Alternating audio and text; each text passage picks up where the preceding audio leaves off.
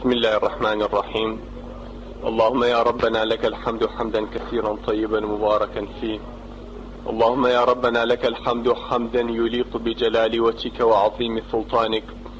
اللهم لا نحصي ثناء عليك أنت كما أثنيت على نفسك، فلك الحمد حتى ترضى ولك العتبى بعد الرضا. اللهم صل وسلم وبارك على إمام المتقين وخاتم الأنبياء والمرسلين وإمام المجاهدين سيدنا محمد وعلى آله وأصحابه أجمعين.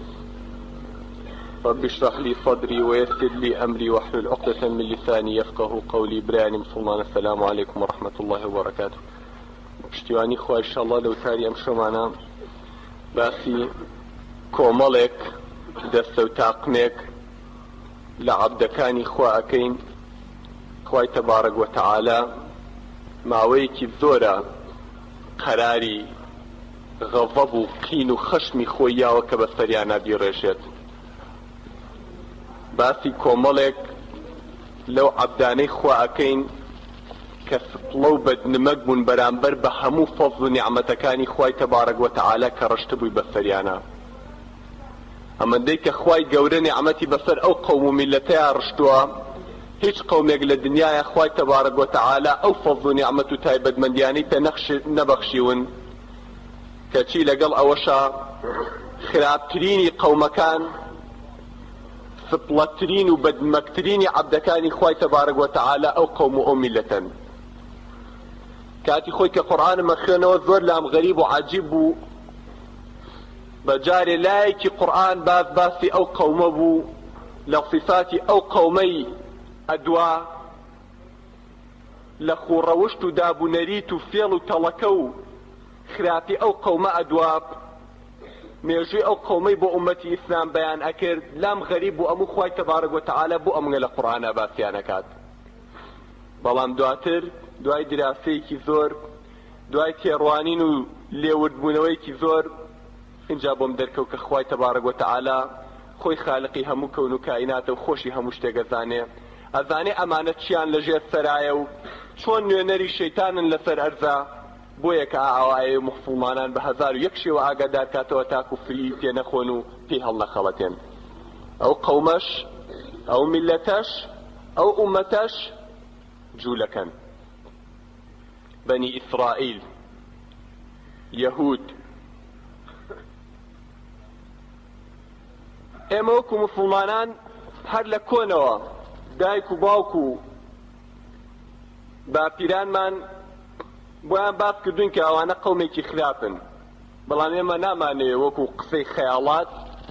یاخود وەکو قسەی سەرزارەکی ئەو بین حکم لەسەر یەک میلەتی کامڵ بین بڵێن ئەمانە قەومێکی خراپن و میلەتێکی خراپن. بەڵکو ئەمانەوێت زانین خوای تەبارەک وەتەعالا چۆن باسی ئەو قەومە ئەکات و پێغەمبەری ئیسلام محەممەد المصطفى صلی الله عليه وسلم ئەو چۆن باسییان ئەکات و چۆن ئومەتەکەی لیان ئاگادار ئەکاتەوە، نەک شتەکە هەر بە خەیاڵاتی خۆمان بێت. براکانم، بەنی ئیسرائیل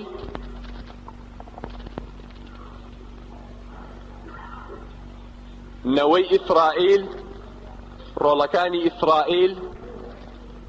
ئەو دەوڵەتی کە ئەمڕۆ پێی ئەوتێت دەوڵەتی ئیسرائیل، ئەبێ بزانن لە پێشە ناوەکەی لەکوێوە هاتووە. حەزەتی ئیبراهیم سەلامی خوای لێبێ کە پێغەمبەری خۆمان صلی الله علیه وسلم پێڵێ ئەبول ئەنبیا، باوکی هەموو پێغەمبەرەکانە، بە باوکی پێغەمبەرەکان ناسراوە. ئەو پێغەمبەرە نازدارە دوو کوڕی هەبوو، یەکێکیان ناوی ئیسماعیل بوو. ئەو ئیسماعیلە لە نەوەی ئەو لە وەچەی ئەو کە کوڕە گەورەی ئیبراهیم بوو هیچ پێغەمبەرێک نەکەوتۆتەوە غەیری پێغەمبەری خۆمان نەبێ صلی الله عليه وسلم. لە نەوەی ئەو لە پشتی ئەو یەک پێغەمبەر خوای تەبارەک وەتەعالا هێناوێتێ بوون کە ئەویش پێغەمبەری خۆمانە سەڵات و سەلامی خوا لەسەر هەردووکیان بێت. بەڵام کوڕێکی تری بە 13 ساڵ بوو لە دوای ئیسماعیل، ناوی نا ئیسحاق. ئەو ئیسحاقا کە دایکی جیا لەگەڵ ئیسماعیلە، کوڕێکی بوو ناوی نا یعقوب. یعقوب باوکی یوسفە سەلامی خوایان لەسەر بێت و بێجگە لە یوسفی 11 کوڕی تری هەبوو کە قسەکەیان ئەزانن چیرۆکەکەی ئەو 11 برایە لەگەڵ یوسفی برایانەکە چیان کردووە. ئەو یعقوبەی کوڕی ئیسحاق ئەو یعقوبەی باوکی یوسف ئەو ناوی ئیسرائیلە، ئەو پێی ئەڵێن ئیسرائیل. کە ئەڵێن بەنی ئیسرائیل ناوەکە لەوە وەرگیراوە چونکە هەرچی جوولەکە هەیە لەنەوەی ئەو پێغەمبەرە نازدارەیە، لەنەوەی یعقوبی کوڕی ئیسحاقی کوڕی ئیبراهیمە سەلامی خوا لە هەمیان بێت. ئەم جوولەکانە کە وەکو خۆیان باسیەکەن ئەڵێن نەتەوەی ئێمە نەتەوەی زمانیشە و نەتەوەی دینیشە، ناڵین تێکەڵ بە خەڵکی تر ببین و نەتەوەکەی خۆمان و ڕەگەزی خۆمان بدۆڕێنین. ئەم جوولەکانە خوای تەبارەک وەتەعالە لە قورئانە بۆمان باس دەکات لە چەندین جێگەیە خیتابی ئەکاتە جوولەکەکان پیان ئەڵێ ئەو ئەنی فەضەلتکم عەلە العالەمین یا بەنی ئیسرائیل اذكروا نعمتي التي أنعمت عليكم وأني فضلتكم على العالمين. بني إسرائيل وبير خوتاني بيننا ولا بير خوتاني ما بنوا أو هم نعمتي كمن بخشين بإيوا أو هم ناز نعمتي كمن رشتن بسر إيويا وبير تابيتو كمن فضل من بسر همو عالما إيوم لهمو عالم بباشترو ببيرو سردانا طبعا بصيغي ماضي أيهنت بصيغي رابردو أيهنت بشوازي رابردو ألا فضلتكم يعني لبيا شاكاتي خوي فضل مابون بسرها معالمة بلام كاتي كفضلي خوان بيا نزاني فضلي نعمتكاني خوان نزاني خواي تبارك وتعالى رسواي كردن. أم جولك أنا ناينشتي خيالاتي على سر بقيارينوا حتى كم تشنشتك كواقع أو خواي تبارك وتعالى لقرآن أبو إيمي بيانك لخدمة جناتنا باسكم.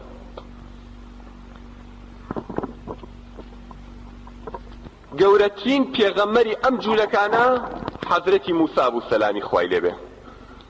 خوای تەبارەک وەتەعالە کتابێکی بۆ نارد شەریعەت بوو، قانون بوو، ناوی تەورات بوو. هەرچی پێغەمبەرەکانی تر کە لە دوای حەزرەتی موساوە خوا ناردوونی بۆ جوولەکە هەر هەموو حوکمیان بۆ تەوراتە کردووە. يعني ئەو پێغەمبەرانەی کە لە دوای موسا هاتوون نەهاتوون کتێبێکی تری ئاسمانی بێنن کەوا شەریعەتی تیا بێت، بەڵکو کولیەکیان کە هاتووە بۆ تازەکردنەوەی بۆ وەبیرهێنانەوەی تەورات بۆ ئەو خەڵکە. موسا سەلامی خوای لێبێت بەدەیان موعجیزەی گەورە گەورە خۆی ئیسپات کرد بۆ ئەو خەڵکە کە پێغەمبەری خوایە. هاتبوو تەحەدای مەلیکێکی دەسەڵاتداری ظالمی وەکو فیرعەونیە کرد کە ئەیوب من خوام، کە ئێلانی خوایەتی خۆی کردبوو بەخوا بەسەر ئەو خەڵکەیە. بەڵام خوای تەبارەک وەتەعالا شتی وای لەسەر دەستی ئەو موسایە پیشانی فیرعەون و قەومەکەشیە، پیشانی بەنی ئیسرائیل و جوولەکەکانیشە کە هەمیان زمانیان لە عاستیا لاڵە بوو کەسیان نەیانەتوانی ئینکاری بکەن. فیرعەون هات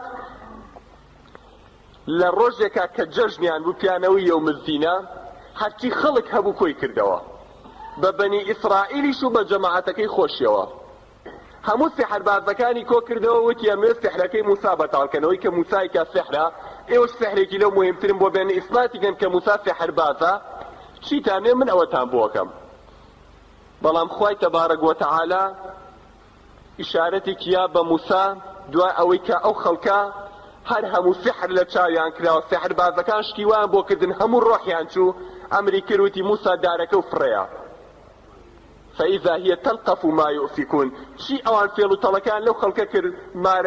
دارەکەی دەستی بوو بە مارێک، هەموو پەت و سحرەکەی ئەوانی بەجارێک قودا و لووشیە. معجزەکەی موسا ئەمەنگە گەورە بوو هەرچی سحربازەکان هەبوو یەکەم کەس بوون کە سوجدەیان بۆ خوا بەروتیان شایەتمانمان هێنا بە خوای ڕەب العالەمین. چونکە ئێمە سحربازی نەزانین ئەمەی کە موسا کردی لە دەسەڵات و لە قودرەتی سحرانیە. حەزرەتی موسا دەیان شتی گەورە معجزەی گەورەی پیشانی فیرعەون و ئەو خەڵکەیە. کاتێکیش کە فیرعەون هەر کۆڵی نەیاو کە لە ئەستوری کرد لە عاسی خوا و دینەکەی خوایە، ویستی بە تەواوەتی موسا و قەومەکەی لەناو بەرێت. خوای تەبارەک وەتەعالا وەحینار بۆ موسا وتی موسا خۆت و جوولەکەکان خۆت و بەنی ئیسرائیل هەڵگرن و دەرچن، ئەو مەملەکەتە بەجێ بێڵن، هیجرەت بکەن. دوای ئەوەی کەوا فیرعەون نێرینەی سەر ئەبڕین و مێینەی ئەتک ئەکردن، وتی موسا هەسە قەومەکەت هەڵگرە و بڕۆن. موساش لەسەر فەرمانی خوا هەموو بەنی ئیسرائیل و جوولەکەی دوای خۆی خست، میسڕیان بەجێ هێشت بەرەو فەلەستین کەوتنە ڕێ. لەگەڵ فیرعەون خەبەری بیست هەرچی جێش و سوپای خۆی هەبوو کۆی کردەوە شوێنیان کە وتی نابێ بێڵم یەک نەفەریان دەرچێ بێ هەر هەمیان تەفروت و ناکەم. موساش بەخۆی و جەماعەتەکەیەوە ڕایان ئەکرد بە سەحرایە ژن و مناڵ و پیر و پەکەوتیان هەموو پێبوو. وەختێکیان زانی ڕێگا گەیانیە سەر بەحری ئەحمەر. کاتێک کە گەیشتە سەر بەحری ئەحمەر لای ڕاستێ لای چەپێ پێشت دوات پێشەوە بەحرا دواشتەوە فیرعەون و عەسکەرەکەی دەرکەوتن لەگەڵ تەپوتۆزیان لە دوورەوە بەرز بووە ژن و مناڵ هەر هەموویانە پڕمەی گریان و هاوار کردوتیان موسا وعدەکەت موسا خوا وعدی پیان دەرمان کا و فریامان کرد. موسا ئێمە شایەتمانمان بە خواکەی توێ نابوویە کە ئاوا فیرعەون شوێنمان کەوت دەکوا با فریامان کرد. موساش هاواری کرد وتی دەی خوایە وعدەکەت. خوا ئەمری بە موسا کرد وتی ئەو دارە و کێشە بوو بەحریا و ناوی خوای لێبێنە. داری کێشا بە بەحرا خوا لە قورئانە ئەفەرمێت بەحرم بۆ کردن بە دوو کەرتەوە بە دوو شەقەوە كل فرق كالطود العظيم كل لایەکی بەحرەکە وەکو شاخ ئاو هەستا چوو بە ئاسمانە و وشکایم خستە بەینی هەردوو لاکەوە. وتم دەی موسا قەومەکە دەپەڕنەوە پیایە. یعنی ئەو معجیزە گەورەی تۆ ببینی ئاو بەحر شەق ببێ لە هەردوو لاو پیا تێپەڕن. ئەو قەومە هەر هەموو هەستان و ڕۆشتن. فیرعەونیش بە شێوازێکی وا بەرچاوی تاریک ببوو کوێرایی داهاتبوو زڵم و کفرەکەی وا بەرچاوی گرتبوو وای زانی بۆ ئەمیش هەروە تەختە ئەوان پەڕینەوە ئەمیش بە دوایە خۆی لیان لە ناوەڕاستی بەحرەکە خوا هەردوو لای ئاوی هێنایەوە یای بەیەکەوە فیرعەون و هەموو جوندەکانی غەرق کرد. ئەو موعجیزە گەورەی پیشانی جوولەکەیە. کاکە جوولەکە چوونە ئەو بەرەوە دوای ئەوەی کە نەجاتیان بوو لەدەست ئەو ظالمە ئەو تاغوتە گەورە کەچی پاش ماوەیەکی کەم تیان موسا والله ئێمە تەحەموول ناکەین لەم سەحرایە ئێمە تووشی ئەم بەڵایە کرد هەر شتێکە بۆیان و تووشی ئەم بەڵایە و کردین بەهۆی خواکەی تۆ خوا ئەمری پێکردینەوە شوێنێک کەوتوین تووشی ئەم بەزمە بووین. موسا هەموو لە تونیا مردین. موساوە سەحرای ئاویتیان ئێمە چی بکەین؟ وتی قەومەکەم ئەمگە ناشکور مەبن پەلە مەکەن خوای گەورە ئێمە لەبیر ناکە چاوتان لێ نەبوو چۆ ڕزگاری کردین داخل پەلە مەکەن بە ئەدەبتان هەبێ لە عاسی خوایە. تیا موسا لەوە زیاتر تەحەموول نەما ئاومان بۆ پەیاکە. موسا دەستی بۆ ئاسمان بەرز کردوتی خوای گەورە فریامان کەوە ئاومان نییە وا لە تینەوە مردین. خوای گەورە ئەمری پێکرد 12 بەردە بەردەمیا بووتی دار کێشە بەو بەردانەیە و ناوی خوای لێبێنە. داری کێشە عەفاکەی دەستی کێشا بە بەردەکانە و ناوی خوای لێهێنا فانفجرت منه 12 عينا قد علم كل أناس مشربهم. 12 کانی ئاو لەو بەردەڕقانە هاتە دەرەوە حەج جەماعەتە و هەر خێڵەیە هات لە کانیەکەی خواردەوە. ئەو معجزە گەورەی لێ پیشاندان. پاش ماوەی کەم لە سەحراکەیە دیسانەوە ئەم گەورەیە و ئەم عەظەمەتەشیان لەبیر چووە وەڵام موسا برسیمانە دەی خۆ بەهۆی ئەمری خوا بێمە کەوتوینەتە ئەم سەحرایە و ئەرز و مەملەکەتی خۆمان بەجێشتووە دەی پێ بڵە شتێکمان بۆ بنێرێ بیخۆی. خوای تەبارەک وەتەعالاش لەناو سەحرایە گەزۆی بۆ بارانن لەناو سەحرایە تەیری ئاوی بۆ ناردن گۆشتەکەیان نەخوارد. کەچیان و موسا ئێمە بۆ تێر ناخۆینەوە فایی نییە ئێمە شتی ترمانەیە چیتانێ کاکە؟ ادع لنا ربك يخرج لنا مما تنبت الأرض من بقلها وقثائها وفومها وعدسها وبصلها يكيو بياز خوم يكيو نسك خوم يكيو حر يكو بعرضي دل خوانو بخواكو بلا بأمانة ما بو بنيري دوای ئەو هەموو معجزە گەورەیە کە خوای تەبارەک وەتەعالا پیشانیان. ئەم جارە موسا سەلامی خوای لێبێت ڕخسەتی لە قەومەکەی وەرگروتی ئەوە من ئەچم خوای تەبارەک وەتەعالا ئەمری پێکردوم چمە خزمەتی مقابلەی بکەم قسەی لەگەڵا بکەم لەسەر کێوی توور. ئەوە خۆم ئەڕۆم مانگێ 40 شەوم پێ ئەچێت هاڕوونی برام کە ئەیش پێغەمبەرە وەکیلی خۆم و لە ناوتانە دای ئەنێم بۆ خاتی خوا تایەمەوە دینەکەی خوا نەگۆڕن هەتاکو یەمەوە دینەکەی خوا چەواشە نەکەن و هەڵی نەگێڕنەوە. باشە باش. موسا کەوتە ڕێ 40 ڕۆژی پێچوو لەسەر کێوی تۆر مقابلەی لەگەڵ خوای تەبارەک وەتەعالا تەواو کرد و گەڕایەوە. کاتێک کە گەڕایەوە چی ببینێ؟ سەیری کرد ئەو قەومەی کە خوای تەبارەک وەتەعالا ئەو هەموو معجزە گەورەی پیشان نابوون ئەو هەموو فەضڵ و نیعمەتەی لەگەڵا کردبوون کە سەیری کرد گوێرەکەیەکیان دروست کردووە کابرایکی زەرەنگەریان تیا بۆ هاتووە گوێرەکەیەکی لە ئاڵتون بۆ دروست کردوون گوێرەکە کاپەرستن سوجدە بۆ ئەو گوێرەکە یابن کە بە دەستی خۆیان دروستیان کردووە. لە تاوە موسا شێت بوو هۆشی لای خۆی نەما هەنگی ئەلواح و وەفایی کە خۆی تەبارەک وتەعالە بۆی نات بە خوار و بە دیاری بە قەومەکەیدا هەمووی لە دەستکەوتە خوارۆشکە. ڕیشی براکەی گرت و سەری براکەی هارونی برای گرت و ڕای کێشا بە عەرزەکەیە. ئەوی تۆ ئەم قەوم وا لەکرد، تۆ ئاگەر لە قەومەکەم نەبووە تاکو من هاتوومە تۆ ئاوایان بەسەراتوە. ئەوی ژووتی کاکی برام بۆ خاتی خوا دوژمنم ناحەزم پێ دڵخۆش مەکە، وەڵڵاهی من نەبووم ترسام منیش بکوشن، خۆمە قەومێکن خوا ناناسن، لە ڕۆحی خۆشم ترسام بکوشن، چەند هاوارم کرد، چەند خوان بیرخستنەوە، چەند معجزات و فەزلی خوامە بیرهێنانەوە، فایی نەبوو. سەرەڕای ئەوەش دوای ئەوەی کە خوای تەبارەک وتەعالە عقوبەیەکی گەورەیان پاشان لێیان خۆش بوو، ئەم جاریان وتیان وەڵام موسا تۆ لێ چ قسە لەگەڵ خوایەکە من باوەڕت پێ ناکەین. بەچی ئازانین تۆ قسە لەگەڵ خوایەکەی؟ ئەبێ جەماعەتێک لە پیا و ماقوڵانی ئێمەش بەری لەگەڵ خۆتا کە ئەوانیش شایەت بن کە تۆ چی قسە لەگەڵ خوایەکەی، ئەوانیش بێن شایەتی مۆسوعەکە بن. حەزرەتی موساش هەفتا نەفەری لەسەر عەشرەت و سەرەک خێڵ و پیا و ماقوڵەکانیان هەڵبژار لەگەڵ خۆیان بردی. هێشتا لە ڕێ بوو نەگەیشت بوونە کێوی توور، نەگەیشتنەوە شوێنی مقابلەی خوا بکەن، هەر لە ڕێگا وتیان وەڵام موسا ئێمە بۆ ڕازی نابین بەس قسەی لەگەڵا بکەین ئەبێ خۆشی ببینین. قالوا لن نؤمن لك حتى نرى الله جهرة، كي إيمانتان بينا تخوى خوي بأشكرا نبينين. فأخذتكم الصاعقة وأنتم تنظرون ثم بعثناكم من بعد موتكم لعلكم تشكرون. خوا فرمي لقل أو كفريان كر أو بأدبيان كر ركخوا الصاعقة كي لعصنا بونار دخوا روح حتى يكشتن لدواي مردنا كشان. خوا تبارك وتعالى فرمي زينوشم كردنوا هر حفتان كشتنا لا ينجي باشان زينوشم كردنوا بس بوي بزانن كأو خوايا مێشکیان نییە تێبگەنەوە خوایە ئێوە ناتوان. موسا خۆی کە پێغەمبەری خوایە لەسەر کێوی توور داوای ڕوخسەتی کرد کە خوای تەبارەک وتەعالە بینێ. خوا پێیوت موسا خۆم پیشانی کێوەکەی ژێر دێم، ئەگەر ئەو کێوە بەرزە تەحەمولی بینینی منی کرد تۆیەکی گۆشت و ئێفقان و خوێنی دەتوانی بمبینی. بەڵام بوو خوای تەبارەک وتەعالە کە خۆی پیشانی کێوەکە دەکگیرەوە هات و فەخەڕە موسا فایقا. موساش بورایەوە لەسەر کێوەکە. لە هەنگێ ڕیوایەت ئەڵێ تا 3 دانە ڕۆژ موسا هۆشی ناتەوە بەبەر خۆیان. کێوەکە تەحەمولی بینینی ذاتی خوای نەکرد. چ جای ئینسانێکی گۆشت و خوێنەوانش بە عەقڵی خۆیان بەوەش ڕازی نەبوون کە بچن شایەتیەوە بن کە موسا قسە لەگەڵ خوایەکانەوە بێ خوا ببینین. ئەمەیان بێئەدەبی کرد، ئەمەیان بێئەدەبی کرد. ئاخری نزیک بوونەوە لە شاری قودس. موسا دوو نەفەری نابزانێ خەبەر چیە لە ناو شاری قودس هاتنەوە وتیان وەڵا قەومێکی زۆر بەدەسەڵات و بەتواناییتیایە. وتیان بۆ خوای ناوێنین بێننەوە. کوڕەکان کە دایکتان چاو باوکتان چەگە و خوای کە لەگەڵمان بۆ تایتە سەری خستوین لەدەست ئەو هەموو زاڵمە پاراسوونی لەو هەموو موسیبەتە نەجاتیاین هەر لەگەڵمانایە. عیبە مەترسن، شەرم لە خوا بکەن. وتیان وەڵا یا موسا ئینا لەن نەدخولەها حەتا یەخرجوا منها. وەڵا موسا ئێمە ناچین ناوی تا ئەوانە نێنە دەرەوە، بێ خۆیان بڕۆنە دەرەوە، بێ خوا دەریاکە. اذهب أنت وربك فقاتلا إنها هنا قاعدون. وتیان موسا بڕۆ تۆ و خوا شەڕیان لەگەڵا بکەنێمەوە دانیشن چاوەڕێکن کەی هەمویانتان کوشتن و ناتان بەر ئینجا ئێمەین. ئەوە هەمووی نەسی قورئانە کە ئەیگێڕێتەوە لە باسی بێئەدەبی و بێمێشکی ئەو قەومە.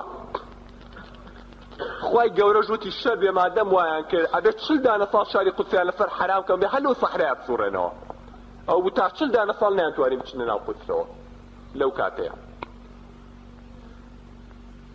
دەی براکانم ئەمەیان خراپە کرد ئەگەر بێت و بیگێڕینەوە بەدەیان دەرز نابڕێتەوە. خوای تەبارەک وتەعالە بۆی عاقڵیان کە هەستا چی کرد؟ خوای تەبارەک وتەعالە کێوی تووڕی ئاوە بەرز کردەوە لە ڕەگ و ڕیشە هەڵی گرت و هێنایە دەرەوە لەسەر تەپڵی سەری جوولەکە ڕای کرد بە ئاسمان و یەک شاخی گەورە ڕابگیرێ سەر تەپڵی سەری ئەو خەڵکە بێهێشتێ. سەری ئەو ترسەکەن شاخێکی گەورە لە ڕەگ هێندێتە دەرە و لەسەر تەپڵی سەری بۆسێت. ئەنجا وتی موسا ئاوا یەک جوولەکەکان بانکە و عەهد و پەیمانیان لێوەگرا کە جاری کە بێئەدەبی نەکەن لە عاسی خوایە و هەرچی خوا پێوتن بە قسەی بکەن. تۆژە و شاخە بەسەر سەرتەوە بێ یەک بەیکیان ئاوا هاتووە موسا عەهد و پەیمانی لێوەرگرتوون لەسەر دەستی ئەوە وعدیان ناوە بەخوا کە جاریکە ڕەفتاری وا ناشرین نەکەنەوە. ورفعنا فوقهم الطور خوا لە قورئانە فەرمێ ئەڵێ کێوی تووڕم ئاوا لەسەر تەپڵی سەریان بەرز کردەوە. وأخذنا منكم ميثاقا غليظا يعني وعدێکی زۆر قورسم لێوەرگرتن کە تجاریکە نەیشکێنن بە سێن و بە 1001 تۆ بەو ترسەوە اینجا خوای تبارک و تعالی لێ قبول کردن کەچی پاشەوەی کە وعدەکەیان ناخوا کێوی تووری دانایەوە وەکو نەبایان دیدۆ نەبۆران دەستیان کردەوە بە فڵم و فەسادەت و بێدینەکەی خۆیان کە حتاکو ئەمڕۆژ لێ بەردەوامن. تاریخ بۆمانە گێڕێتەوە ئەڵێ جاری وا هەبووە لە یەک کاتە 70 پێغەمبەری خۆیان پێکەوە کوشتووە. تەسەوور کرد ئەمەگە خراببوون خوا جاری وا هەبووە لە یەک کاتە 70 پێغەمبەری پێکەوە ناردووە لە ناویانە 70 پێغەمبەرەوە بۆی ئیسلاحی ئەو قەومە بکار پێیان ناکرا. 70 پێغەمبەریان پێکەوە ڕیف کردووە لە قودسا کوشتیانن. پێغەمبەرێکی نازداری وەکو حەزەتی زەکەریا سەلامی خوای لێبێ شوێنی کەوتن ڕای کرد لە دەستیان کە ویستیان بیکوژن خۆی کرد بەناو کلۆرەدارێکە لە کلۆرەدارێکە لە ترسی ئەو جوولەکانە خۆی شاردەوە کە زانیان لە ناو کلۆرەدارەکەیان دانیشتن بە دەوری بیریانە کردەوە چۆن بیکوژین چنەوە عەزابێ بیکوژین. دوای وتیان وەرن مشار بێنن. مشاریان هێنا لەسەرەوە بۆ خوارەوە بە درێژی دارەکەیان بڕێ ئەو پێغەمبەریان کرد بە دوو کەرتەوە.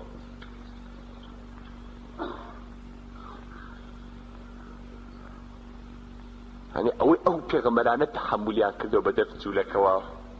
يعني ئەو بار و ئەرکە قورسەی لەسەر شانی ئەو پێغەمبەرانە بۆ بەدەست ئەم قەومە نەفام و جاهیلانەوە. جا کاتێک کە خوای تەبارەک وتەعالە کاتێک کە مشارەکە گەیشتە سەر سەری زەکەریا تۆزێ لە سەری بڕی ئاهێکی لێوە هات زەکەریا. ئەڵێ خوای تەبارەک وتەعالە وەحی بۆ ناروتی ئای زەکەریا ئەوە چییە؟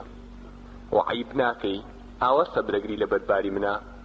قەسەم بە عیزەت و جەلالی خۆم یەک ئاهی کە لە دەم بێتە دەرەوە ناو لە دیوانی پێغەمبەرەکانە کوژێنمەوە. بەو شێوازە ئەو پێغەمبەرانە سەبریان گرتووە لەگەڵ زوڵمی ئەم جوولەکانەیە. یەحیای کوڕی زەکەریا سەریان لێ کردەوە لە تاسەیەکا بردیان بۆ ئافرەتێکی داوێن پیس وەکو هەدیە وتێ بەسەری ئەو کابرایان بۆ لێکەنەوە ئەو یەحیایە کوڕی ئەو زەکەریایە کە ئەویش پێغەمبەر بۆ حەزەتی یەحیا سەریان لێ کردەوە لە تاسێک لە سینیەک زیوە بردیان بۆ ئافرەتێکی داوێن پیس بە هەدیە. پێغەمبەرێکی گەورەی وەکو حەزەتی عیسا سەلامی خوای لێبێ کە ئەویش هەر بۆ بەنی ئیسرائیل خوا ناردوێت هێر بۆ جوولەکەی ناردووە کۆبوونەوە ئەویش حوکمی ئەعدامیانە وتیان ئەبێ هەڵی واسی سەڵ بیکەن بە بزمار دەست و قاچی داکتین و بیکوژین بەڵام بۆ خوای تەبارەک وتەعالا حکمەتی وابوو قەراری ئەزەلی وابوو ئەو تاوانباری کە ئیخبارەکەی کردبوو یەهوذای ئەسخەریوتی ئەوی خستە شێوەی حەزەتی عیساوی نا ئەویشیان نەکوشت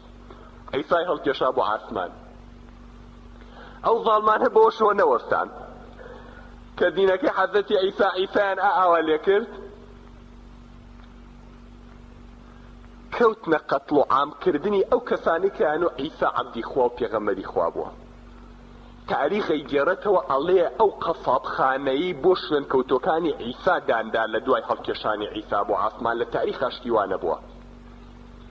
بەدایان و سەدانیان لەسەر جادە لێ سەرە بڕین قەسابخانەی وا هەر نەبووە دایانە نان لەگەڵ پڵنگیان خستنە ناو هینەوە ساحەی حەلەبەی یاریوەکو چۆن شەڕەکەڵە شێریان پێکەن ئاواهیان خستناوە ساحە و پڵنگی سێ ڕۆژ نان نەخواردی برسیان تێبەریان و بەرەڵانە کرد و خۆشیان دانیشتن سەیریانە کردن هەتاکو یەکێک لەوانەی کە زۆر زۆر ناوبانگی دەرکرده بوو بەوەی کە ئێجگار ظالمە بەرامبەر بە شوێن کەوتۆکانی دینی حەزرەتی عیسا مە لە دوای هەڵکێشانی حەزرەتی عیسا کابرا بوو لە پێشە ناوی شاول بوو دوای خۆی ناو نابوو بطرۆس ئەم بطرۆسە ئیتر مەشهور بوو بە سەفاکی و بە خوێنڕێژی بەرامبەر بە شوێن کەوتوانی حەزرەتی عیسا. ئەم مەلعونە بۆ نەوەستا هەر وەکو نەفس پیسی کۆنی جوولەکە ڕۆژێکیان سەفەرێکی کرد کە لە سەفەرەکە گەڕایەوە وتی هەموو خەڵکی مەملەکەت بە شاد بن من هاتوومەتە سەردینی حەزرەتی عیسا. کورە بطرۆس بۆ خاتی خوا چۆن هاتووی ئەوەی تۆ کردی بەوان هەزارانە لێ کوشتن هەزارانە لێ سەربڕین وان لێکردن تۆ چۆن هاتیتە سەردینی عیسا؟ وتی بۆ دەشتە چۆڵەیە بە سەحرایە ڕۆشتم لە پڕ لە ئاسمانەوە یەک نور هات چواردەوری گرتم هێزم تیانەما بە ئەژنۆیە کەوتم کە سەرم بەرز کردەوە بۆ ئاسمان سەیرم کرد لە تەنیژ ڕۆژەوە عیسام بینی وتم تۆ کێی؟ وتی نازانی من کێم. وتم تۆ کێی؟ وتی من خوام و من کوڕی خواشم نەعوذ بالله من کوڕی خوا بووم هاتمە سەر ئەرز تۆ بۆ ئاوە لە شوێن کەوتۆکانی منەکەی ئێستا وعد و پەیمانەیی بە من جارێکە وا نەکەیت و ڕێز لە شوێن کەوتوانی دینی من بگری باشە، وا نەکەیت تەفرت و نادەکەم و وال لێکم هات ئەم درۆزلەی دروست کرد و وتی ئاوا عیسا خۆی خوایە و کوڕی خواشە، تێگەی خۆی قسەی لەگەڵا کردەوە و بۆیە منیش تۆ بەم کردویتر ئەو شوێن کەوتوانەی عیسا ناکوژم. هات ئەم دینە تەزویرەی بڵاو کردەوە کە عیسا خوایە و کوڕی خوایە و ڕوح القودس نەعوذ بالله، ئاب و ئیبن و ڕوح القودس کە مەسیحیەکانە بینن ئاوام زایدە دروست دەکەن، يعني عيسى خواشة وكري خواشة وروح القدس شخوا بنامان نعوذ بالله. ام جارا خوي برادري قسطنطين بو ملك الروم هاد بجوي اي شاب شرفاني قناعت بكرو كات الروم كان بتيانا باريس كبيب مسيحي هاو بو بمسيحي بلان شي مسيحيك او مسيحياني كالن عيسى او كفر قوريا كان بكري خواي لقلمين نعوذ بالله. قسطنطين هاد بلا بياني كي بلاو كدوتي امن بومبا مسيحي چومە تەسەردینی مەسیح عیسا، هەرچی ئینجیل هەیە بێ بسووتێن بێ، هەرچی ئەو کەسانەی کاڵێن عیسا عەبدی خوایە و پێغەمبەری خوایە بێ بکوژێن یان ئەبێ پەشیما بنەوە، تەنها بێ 4 ئینجیل بمێنێتەوە کە ئەو 4 ئینجیلە تەزویرەکەن کە تەلەبەکانی ئەو بطرسە نووسیبیانەوە کە ئەویش ئینجیلی مەتی و لۆقا و یوحەنا و مەرقسە، ئەو 4 ئینجیلی کاتە ئەمڕۆ ماوەتەوە هەموو ئینجیلە ڕاستەکانیان سووتان. دینەکەی خوایان گۆڕی، دینەکەی حەزرەتی عیسایان گۆڕی، ئەو عیسای کایی من عەبدی خوام و پێغەمبەری خوام نەعوذ بالله کردیان بەخوا و بە کوڕی خوا تاکو ئەمڕۆژ ئاوایی ئەو عالەمەیان پێسەلێشوان و ئەوەش هەردەستی جوولەکە بوو. یعنی ضەلالەت و سەلێشێوایی ئەمڕۆی ئومەتی مەسیحیەتیش هەمووی بەدەستی جوولەکە بوو. ئەوان فیتنەکان ئاوا نایەوە.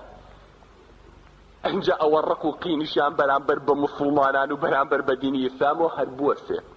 هەر ئەوە بەسە کە پێغەمبەر صلی الله علیه وسلم فەرمێت واللهی هیچ کاتێک نەبووە جوولەکەیەک و موسڵمان بە تەنیا بە کۆڵانێکا تێپەڕن بڕۆن کەسیان لێوە دیار نەبێ ئیلا خەتەرەی دڵی ئەو جوولەکە ئەوە بووە چۆن ئەو موسڵمانە بکوژێت تۆ بڵێ کەس ئاگای لێ نەبێ. ئەتەوە هەموو جوولەکەیەک چونکە هەر لە مناڵێ و لەسەر ئەوە جۆژەکرێن و پەروەرداکرێن.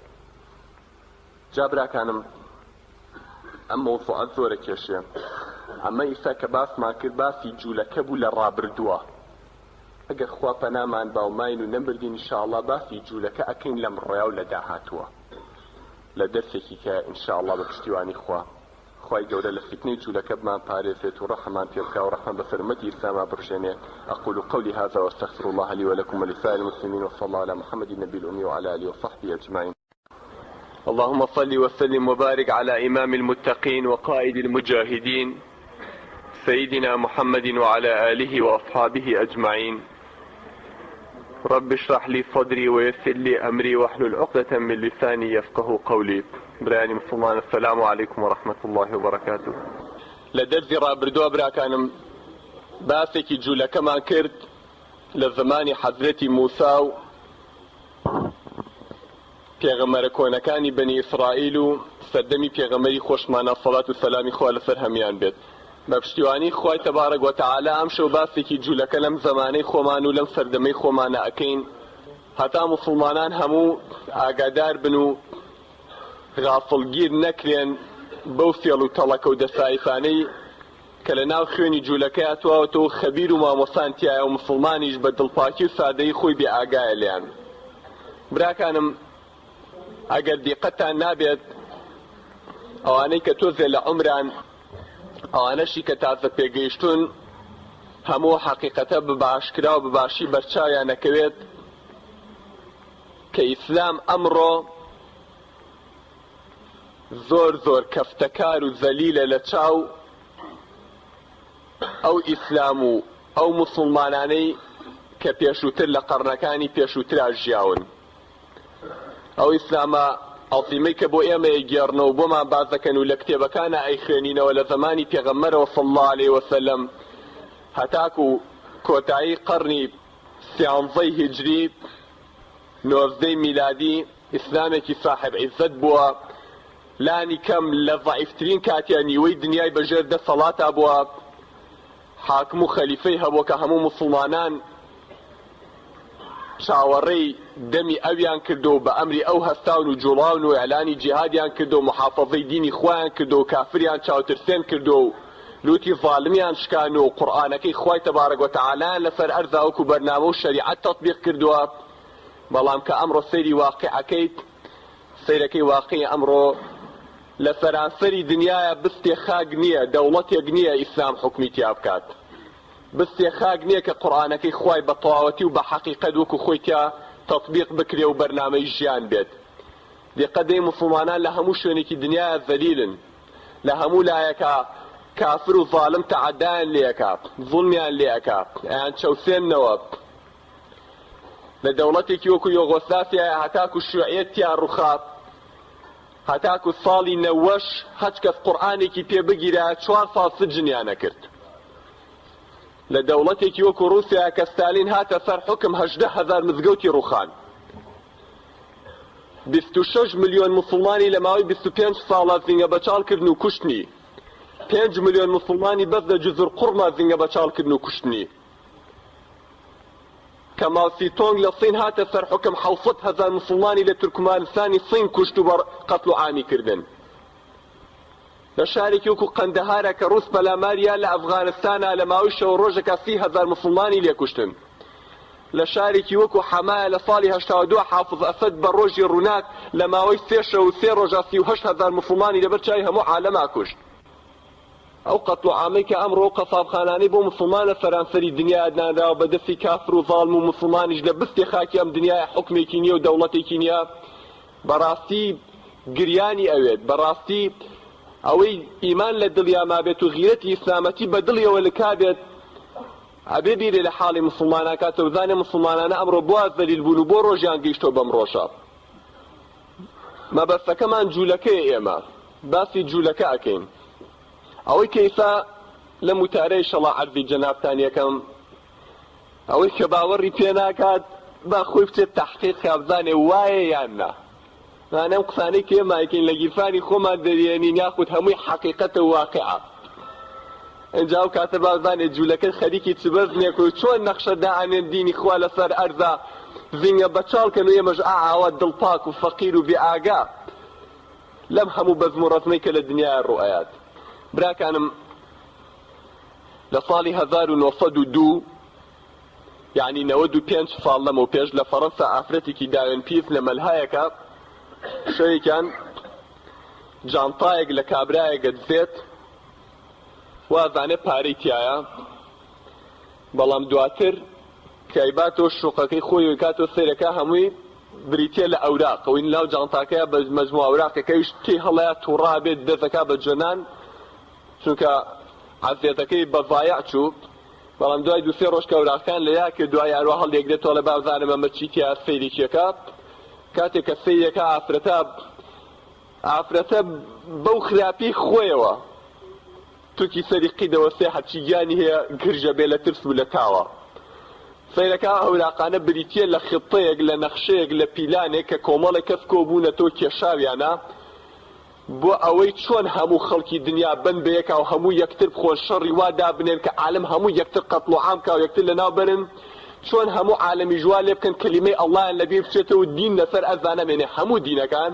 ئەنجا دوایی چۆن جوولەکە بێ حکمی هەموو سەر ئەرزکا لە قودسە هەیکەلەکەی حەزرەتی سلەیمان دروست بکەنەوە ئەوێ بکەن بە پایتەختی دەوڵەتە عالەمیەکان کە حکمی هەموو دنیای لێ بکەن، و چۆن مەلیکەکەی خۆیان بێنن کە لە حەدیثە پێغەمبەر صلی الله علیه وسلم بە دەجال ناویە بات کە چۆن هەموو حکمی هەموو دنیا بکە. بریتیە لە خطەیەک، لە نەخشەیەک بۆ ئەم بەزمە. حتى ئافرەتەوە زانێمە جەماعەتی نووسیانەوەکو خەیاڵات و حکایەت تەسەوور ناکە مەخلوقە بێ ئامەنگە فاسد و خراپ بن. هەڵەسێ وەرەقەکان هەڵەگرێوە یا بە ئوستازێکی جامیعە کە ئاشنای خۆیە بێ، ناسیایی خۆیە بێ لە جامیعەی فۆربۆن لە فەڕەنسا، ئەڵێ ئەم وەرەقانە تۆ لەوانە ئیسفادەی لێ وکە شتێکی ئاوام دۆزیوەتەوە، ناڵێت زیماڵە دۆزیمەتەوە. کابراش کاتێک خوێنێت و چای پێکەوێ ئەزانێ ئەمە چ فێڵێکی شەیتانی و چ شەیتانێک ئەم بەزم و ڕەزمەی داناوە. ئەیا بە وەزیرێک لە دەوڵەتی رووسیای قەیسەری کاتێک ئەویش سەیرێکە با پیشانی قەیسەری ئەڵێ قوربان جوولەکە بەتەمای ئەم بەزمەیە. ئەوە بوو لە ساڵی 1905 لە رووسیای قەسابخانەیەکی گەورەیان بۆ جوولەکە دانا، قەت و عامێکی پیسی جوولەکەیان کە ڕووس لەو کاتەیە. وەرحاصڵ کورتەی ئەو وەرەقانەی کە دۆزرا بۆ لەو جانتایە بریتیە لە مەحضەری چەند جەلسەیەک چەند کۆبوونەوەیەک کە لە ساڵی 1897 یعنی 101 ساڵ لەمەوە پێش لە شاری بازل لە سویسرا هەرچی حاخامەکانی جوولەکە هەیە، پیاوە ئاینیەکانیان، پیاوەکانی کڵێسەی جوولەکە هەمویان کۆبوونەتەوە بە قیادەی تیۆدۆر هەرتزل کە پێڵێن باوکی جوولەکەی ئەم سەردەما. هەر هەموو کۆبوونەتەوە ئەم خطەیان داناوە چۆن حکمی هەموو دنیا بگرنە دەست و جوولەکە ببێ بە حاکمڕانی هەموو دنیا، حکم و دەسەڵاتەکەی زمانی حەزرەتی سلێمان و داود بگێڕنەوە بۆ سەر ئەرز. بەپی ئەو خطەیە کە دایانناوە ئەڵێ ئێمە بە خەڵکی سەردنیا ناوێرین هەتاکو لەناو خەڵکی سەردنیا کەلیمەی ئەڵڵا هەبێت، هەتا کەلیمەی ئەڵڵا و دین هەبێت. ئەو عالەمە ئەمەگە چایان کراوەی ئێمە نەتوانین هەڵیان خەڵەتێنین. کاتێک ئێمە ئەتوانین ئەو میلەتانە و خەڵکی دنیا هەڵخەڵەتێنین کە دین لەناو وجویانە نەمێنێت، کەلیمەی ئەڵڵایان لەبیر بچێتەوە وەکو حیواناتیان لێبێت، فاسد ببن، بێ ئەخلاق ببن، ئەو کاتە هەرچێکمان بێ پیانەکەین. لەبەر ئەوە ئەبێ پێش هەموو شتێمە خطەیە دانین دین نەهێڵین، کەلیمەی ئەڵڵا نەهێڵین، نە دینی ئیسلام نە مەسیحی نە هیچ دینێکی تر ئەبێ نەیهێڵین. کە دینەکانمان نەهێشت ئەو کاتە وردە هەنگاو ئەنین بۆ دروستکردنی ئەو دەوڵەتە. سێ حربی عالەمی دروست دەکەین بە پێی ئەو خطەیە کە دایانناوە، ئەڵێ سێ حربی عالەمی دروست دەکەین. حربی یەکەمینیان کە دروستمان کرد ئەبێ لە دوای حربەکە وا دروست بکەین، لە دوای حربەکەەوە دەوڵەتی عوسمانی و دەوڵەتی قەیسەری رووسیا بڕوخێنین، هەردووکیان پیاوی خۆمان لە جێگەیان دابنین. دەوڵەتی قەیسەری رووسیا لەگەڵ دەوڵەتی عوسمانی خلافەی ئیسلامی ئەم دوانە ئەبێ لە دوای حربی عالەمی یەکەما بڕوخێ و پیاوی خۆمان دوای ئەوە حکمی ئەو دوو مەملەکەتە بکات، تورکیا و رووسیا. حربی عالەمی دووەم دروست دەکەین ئەبێ لە دوای حربی عالەمی دووەمەوە بتوانین دەوڵەتێکی بچکۆلە بۆ جوولەکە لەناو قودسا دروستکەین وەکو بیدایەتێ بۆ ئیشەکەمان. حربی عالەمی سێ هەمیش دروست دەکەین، هەرچی خەڵکی دنیا هەیە ئەین بەیەکات تەفروتونانەکەین، وای لێ ئەکەین قەتوعامێکی وا ئەنینەوە لەسەر ئەرزا، ئەیتر بەشەر هەموو بە فەلاکەت بڕوا دوای جوولەکە بێ سڵحیان بکە. ئەو کاتە دەوڵەتە عالەمەکەی خۆمان وەکو ئومەم متحیدە دروستی ئەکەین و مەلیکە مەوعودەکەی خۆمان کە هەر لە تەوراتە ناوی براوە کە لە حەدیثە پێغەمبەر صلی الله علیه و سلم ناوی ئەنێ دەجال، ئەو کاتە ئەوەکەین بە مەلیکی هەموو دنیا. جا براکانم ئەڵێن ئەم هەموو بەزم و ڕەزمەشمان پێ ناکرێ ئەگەر دوو شتمان بەدەستەوە نەبێت. یەکەم ئاڵتون، دووهەم ئیعلام. ئاڵتون لەگەڵ ئیعلام ئەبێت چی پارە و سەرۆت و سامانی دنیا هەیە لەژێر دەستی ئێمەیە بێت، ئەبێت چی وەسائلی ئیعلامیشێ ڕاگەاندن لە جەریدە و مجەلە و رادیۆ و تەلەڤیزیۆن و سینەما و چی هەمووی پیاوی خۆمان بیبا بڕێەوە. ئەم دوانەمان بەدەستەوە بێ ئەتوانین دین لە ناو خەڵکان هێڵین، کەلیمەی ئەڵڵا لەبیر خەڵک بەرینەوە، شەڕەکانیش دروستکەین، عالەمیش هەموو بەیەک تەفروت ناکەین، خۆشما بینە سەر حکم. چۆن؟ براکانم جارێک پێش هەموو شتێ حرب عالەمیەکان حربی عالەمی یەکەم لە ساڵی 1914 دروستیان کرد، لە ساڵی 1920 تەواو بوو، 6 ساڵی خایان، 35 ملیۆن کەسی تیا کوژرا، 35 ملیۆن کەس. لە دوای حربەکەوە دەوڵەتی ڕووس ڕووخا لەگەڵ دەوڵەتی عوسمانیش ڕووخا. دەوڵەتی عوسمانیان ڕووخان، سوڵتان عەبدولحەمیدیان لابر، کەمال ئەتاتورکی مەلعونیان هێنا لە جێگەیاندانا کە پەروەردەکراوی دەستی جوولەکە و نەژاد جوولەکەیە، کە هاتە ناو تورکیاوە ئەو دەوڵەتە موسڵمانە و بنکە و خلافەتی ئیسلامەتی وا لێ کرد، حتا بانگانیشی تیا مەمنوع کرد، وایە بانگ بە تورکی بیرایە. لەو ڕۆژەوە هەتا ئیسا مەمنوعە لە جامیعە و لە دایرەکانە ئافرەت بە حیجابەوە بچێت بۆ دەوام، ئەبێ هەموو ئافرەت ڕوود بێ. حتا ئەمڕۆ ئەوە ساڵی 97 لە نهایەتی ساڵی پارە 59 ضابطیان لە جێیش فەسڵ کردو لەسەرەوەی کە نوێژەکەن، ئەڵێ نابێت ناو جێشی تورکا نوێژکەری تیا بێ. باشە براکەم، ئەو مەلعونیان هێنا ئەو دەوڵەتە ئیسلامی کرد بۆ کافرستانیە. ئەو ڕووسیایش کە بنکەی مەسیحیەکان بوو ئەو کاتە، قووەتی مەسیحیەکان هەموو بەدەست ئەوانە بوو، ئەویشیان ڕوخان لە ساڵی 1970 شۆڕشی ئۆکتۆبەر کرا، لینین و ترۆتسکی شۆڕشی شیوعیەتیان کرد و شیوعیەتیان هێنایە سەر حوکم، بۆ ماوەی 70-80 دانە ساڵ لایەکی هەموو دنیایان کرد بوو بە کافرستانی. ئەو بۆکو عەرزی جەنابتانم کرد 18,000 هەر مزگەوتیان ڕوخان، هەمووشیان بەشی زۆریانە کرد بە مەلها و بە شوێنی هینیش ناو مزگەوتەکان، هەر بۆ بێئەدەبیکردن بەرامبەر بە ئیسلام. ئەوە حەدی عالەمی سێمەکەش بەدەستیانە ئینشەڵڵا، لە ئەگەر خوا مقەدەر نەیە لە دەرسی داهاتووە ئینشەڵڵا باسێکی نیازیان هەیە لە موضوعە چی بکەن. بەپێی قورئان و بەپێی حەدیثی پێغەمبەر صلی الله عليه وسلم چونکە هەمووی باس کراوە ئەمەنە فتنەکان گەورەی هەمووی لە حەدیثاتی هاتی وەڵڵی بز بەبز بڕۆیت ئەبینی چی قەومی و چی ڕۆیە لە مودووە ئاوا پێغەمبەر صلی الله عليه وسلم بۆ خەڵکی باسێ بۆی خەڵک بە فەلاکەتانە ڕۆ ئیمانی نەدۆڕێنێ بەنسبەت ئاڵتونەکەشەوە لەگەڵ ئیعلامەکەیە کە بەدەستیانەوە بێ حەزەکەم چەند معلوماتێکی کورد عەرزی جەنابتان کەم چونکە ئەگەر درێژی بکەینەوە هەر نابڕێتەوە حەز ئەکەم بزانن هەرچی باڵقە گەورەکانی عالەم هەیە ئەمڕۆ لە فەیانەوە بۆ 95 باڵقە گەورەکانی عالەم بەدەست جوولەکەوەیە گەورەترین باڵقی عالەم پێوتێ صندوقی نەقدی دەولی کە ئەمە قەرزەیە بە دەوڵەتەکان قەرزی لێەکەن ئەو صندوقی نەقدی دەولی هەمووی بەدەست جوولەکەوەیە چ دەوڵەتێک ئەوان بیانێ ئەیتەپێنن چ دەوڵەتێکیش بیانێ ئەی بوژێننەوە یعنی بوژانەوە و تەپانی دەوڵەتەکان لە ناحی پار و پول و اقتصادەوە بەدەست جوولەکەیە قوربانگیان عەرزی جەنابتان بکەم گەورەترین دەوڵەمەنی دنیا ئەمڕۆ کە لە هەموو کەس دەوڵەمەندترن لە دنیاە کە یەکەم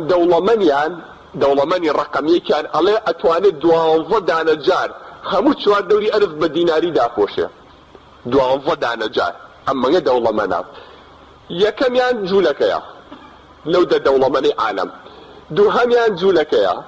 سێهەمیان جوولەکەیە چوارەمیان جوولەکەیە پێنجەمیان جوولەکەیە شەشەمیان جوولەکەیە حەوتەمیان جوولەکە نییە هەشتەم جوولەکەیە نۆیەم جوولەکەیە دێم جوولەکەیە بەس حەوتەم جوولەکە نییە جا حسابی خۆتاکەزان پارەی ئەمڕۆی دنیا بەدەستیەوەیە نیوەی ڕێکی هەرچی شەریکاتە گەورەکانی ئەمریکا هەیە بەدەست جوولەکەوەیە وای لێ هاتۆ زەبرزەنگی پارەی جوولەکە لە دەوڵەتێکی وەکو ئەمریکایە بزمێکی وای ناوەتەوە ڕێی جمهوریەکان بە پارەی جوولەکە نەبێ ناتوانن ببن بە ڕێی جمهوری تەفەوڕکەن پەرلەمانی ئەمریکی کە پێوتێ کۆنگرس لە کولی 100 نەفەری 35 جوولەکەیە ئەو بل کلنتۆنەی کەیسا ڕێی جمهوری ئەمریکایە 5 مستەشاری هەیە کە هەرچی ئیشێکی سیاست کابێ پرس بێکێ لەو 5 بکات هەر 5 جوولەکەن خۆ بۆ نابێت کابراک خۆی مەسیحیە مهمەوەی کە پرسیان پێکاو لە ئەمریان دەرناچێمەوەی جوولەکەی وەزیری دیفاعی ئەمریکا جوولەکەیە وەزیری هەموو قوواتی مسلحەی ئەمریکی جوولەکەیە شیوعیەتیان دروست کرد لە رووسیا لە دوای حەربی عالەمی یەکەم شیوعیەت کێ دروستی کرد فکری شیوعیەت کێ داینا دوو زەلامدایان ناوەیەکیان ناوی کارل مارکسەوەیەکیان ناوی ئەنجلسە ئەم دوانە شیوعیەتیان دروست کرد هەردووکیان جوولەکەن کێ ئینقلابی شیوعیەتەکەی کرد و کردی بە شۆڕشی شیوعیەتی بەرپا کرد لە ساڵی 1970 لە رووسیا دوو زەلام لینین و ترۆتسکی هەردووکیان جوولەکەن شۆڕشەکەی ئۆکتۆبەری ساڵی 1970 کە شیوعیەتیان هێنایە سەر حکم لە رووسیایە 7 ئەندامی سەرکردایەتیە بوو 6یان جوولەکە بوو 7ەمینیشان ژنەکەی جوولەکە بوو باشە براکانم بیرە بکەنەوە زانن چ بەزمێکیان قەومانەوە چ کفرێک و چ فەسادەتێک لەسەر ئەرزانێنەوەمانە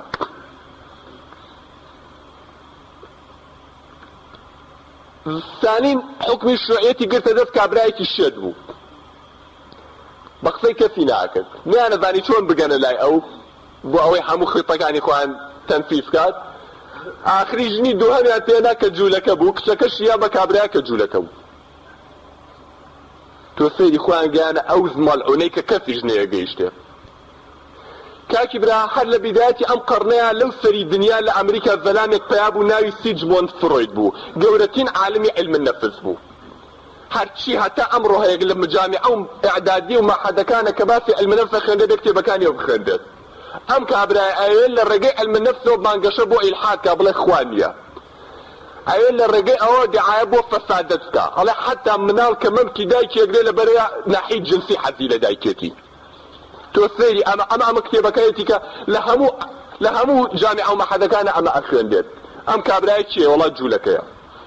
لە ئاوەکە پەڕەرەوە لە محیتی ئەتڵەسی وەرە ئەم بەرەوە لە ئەمریکا وەرە بەریتانیا لە عینی کاتە زەلامێکی کە پیا بوو لە بیدایەتی ئەم قەرنەیان ناوی چارلز داروینە ئەم چارلز داروینە هەڵێ کاکە ئینسان لە ئادەم و حەوا دروست نەبووە ئەی چۆن دروست بووە وەڵا لەمە کاتی خۆی لە بنی بەحرا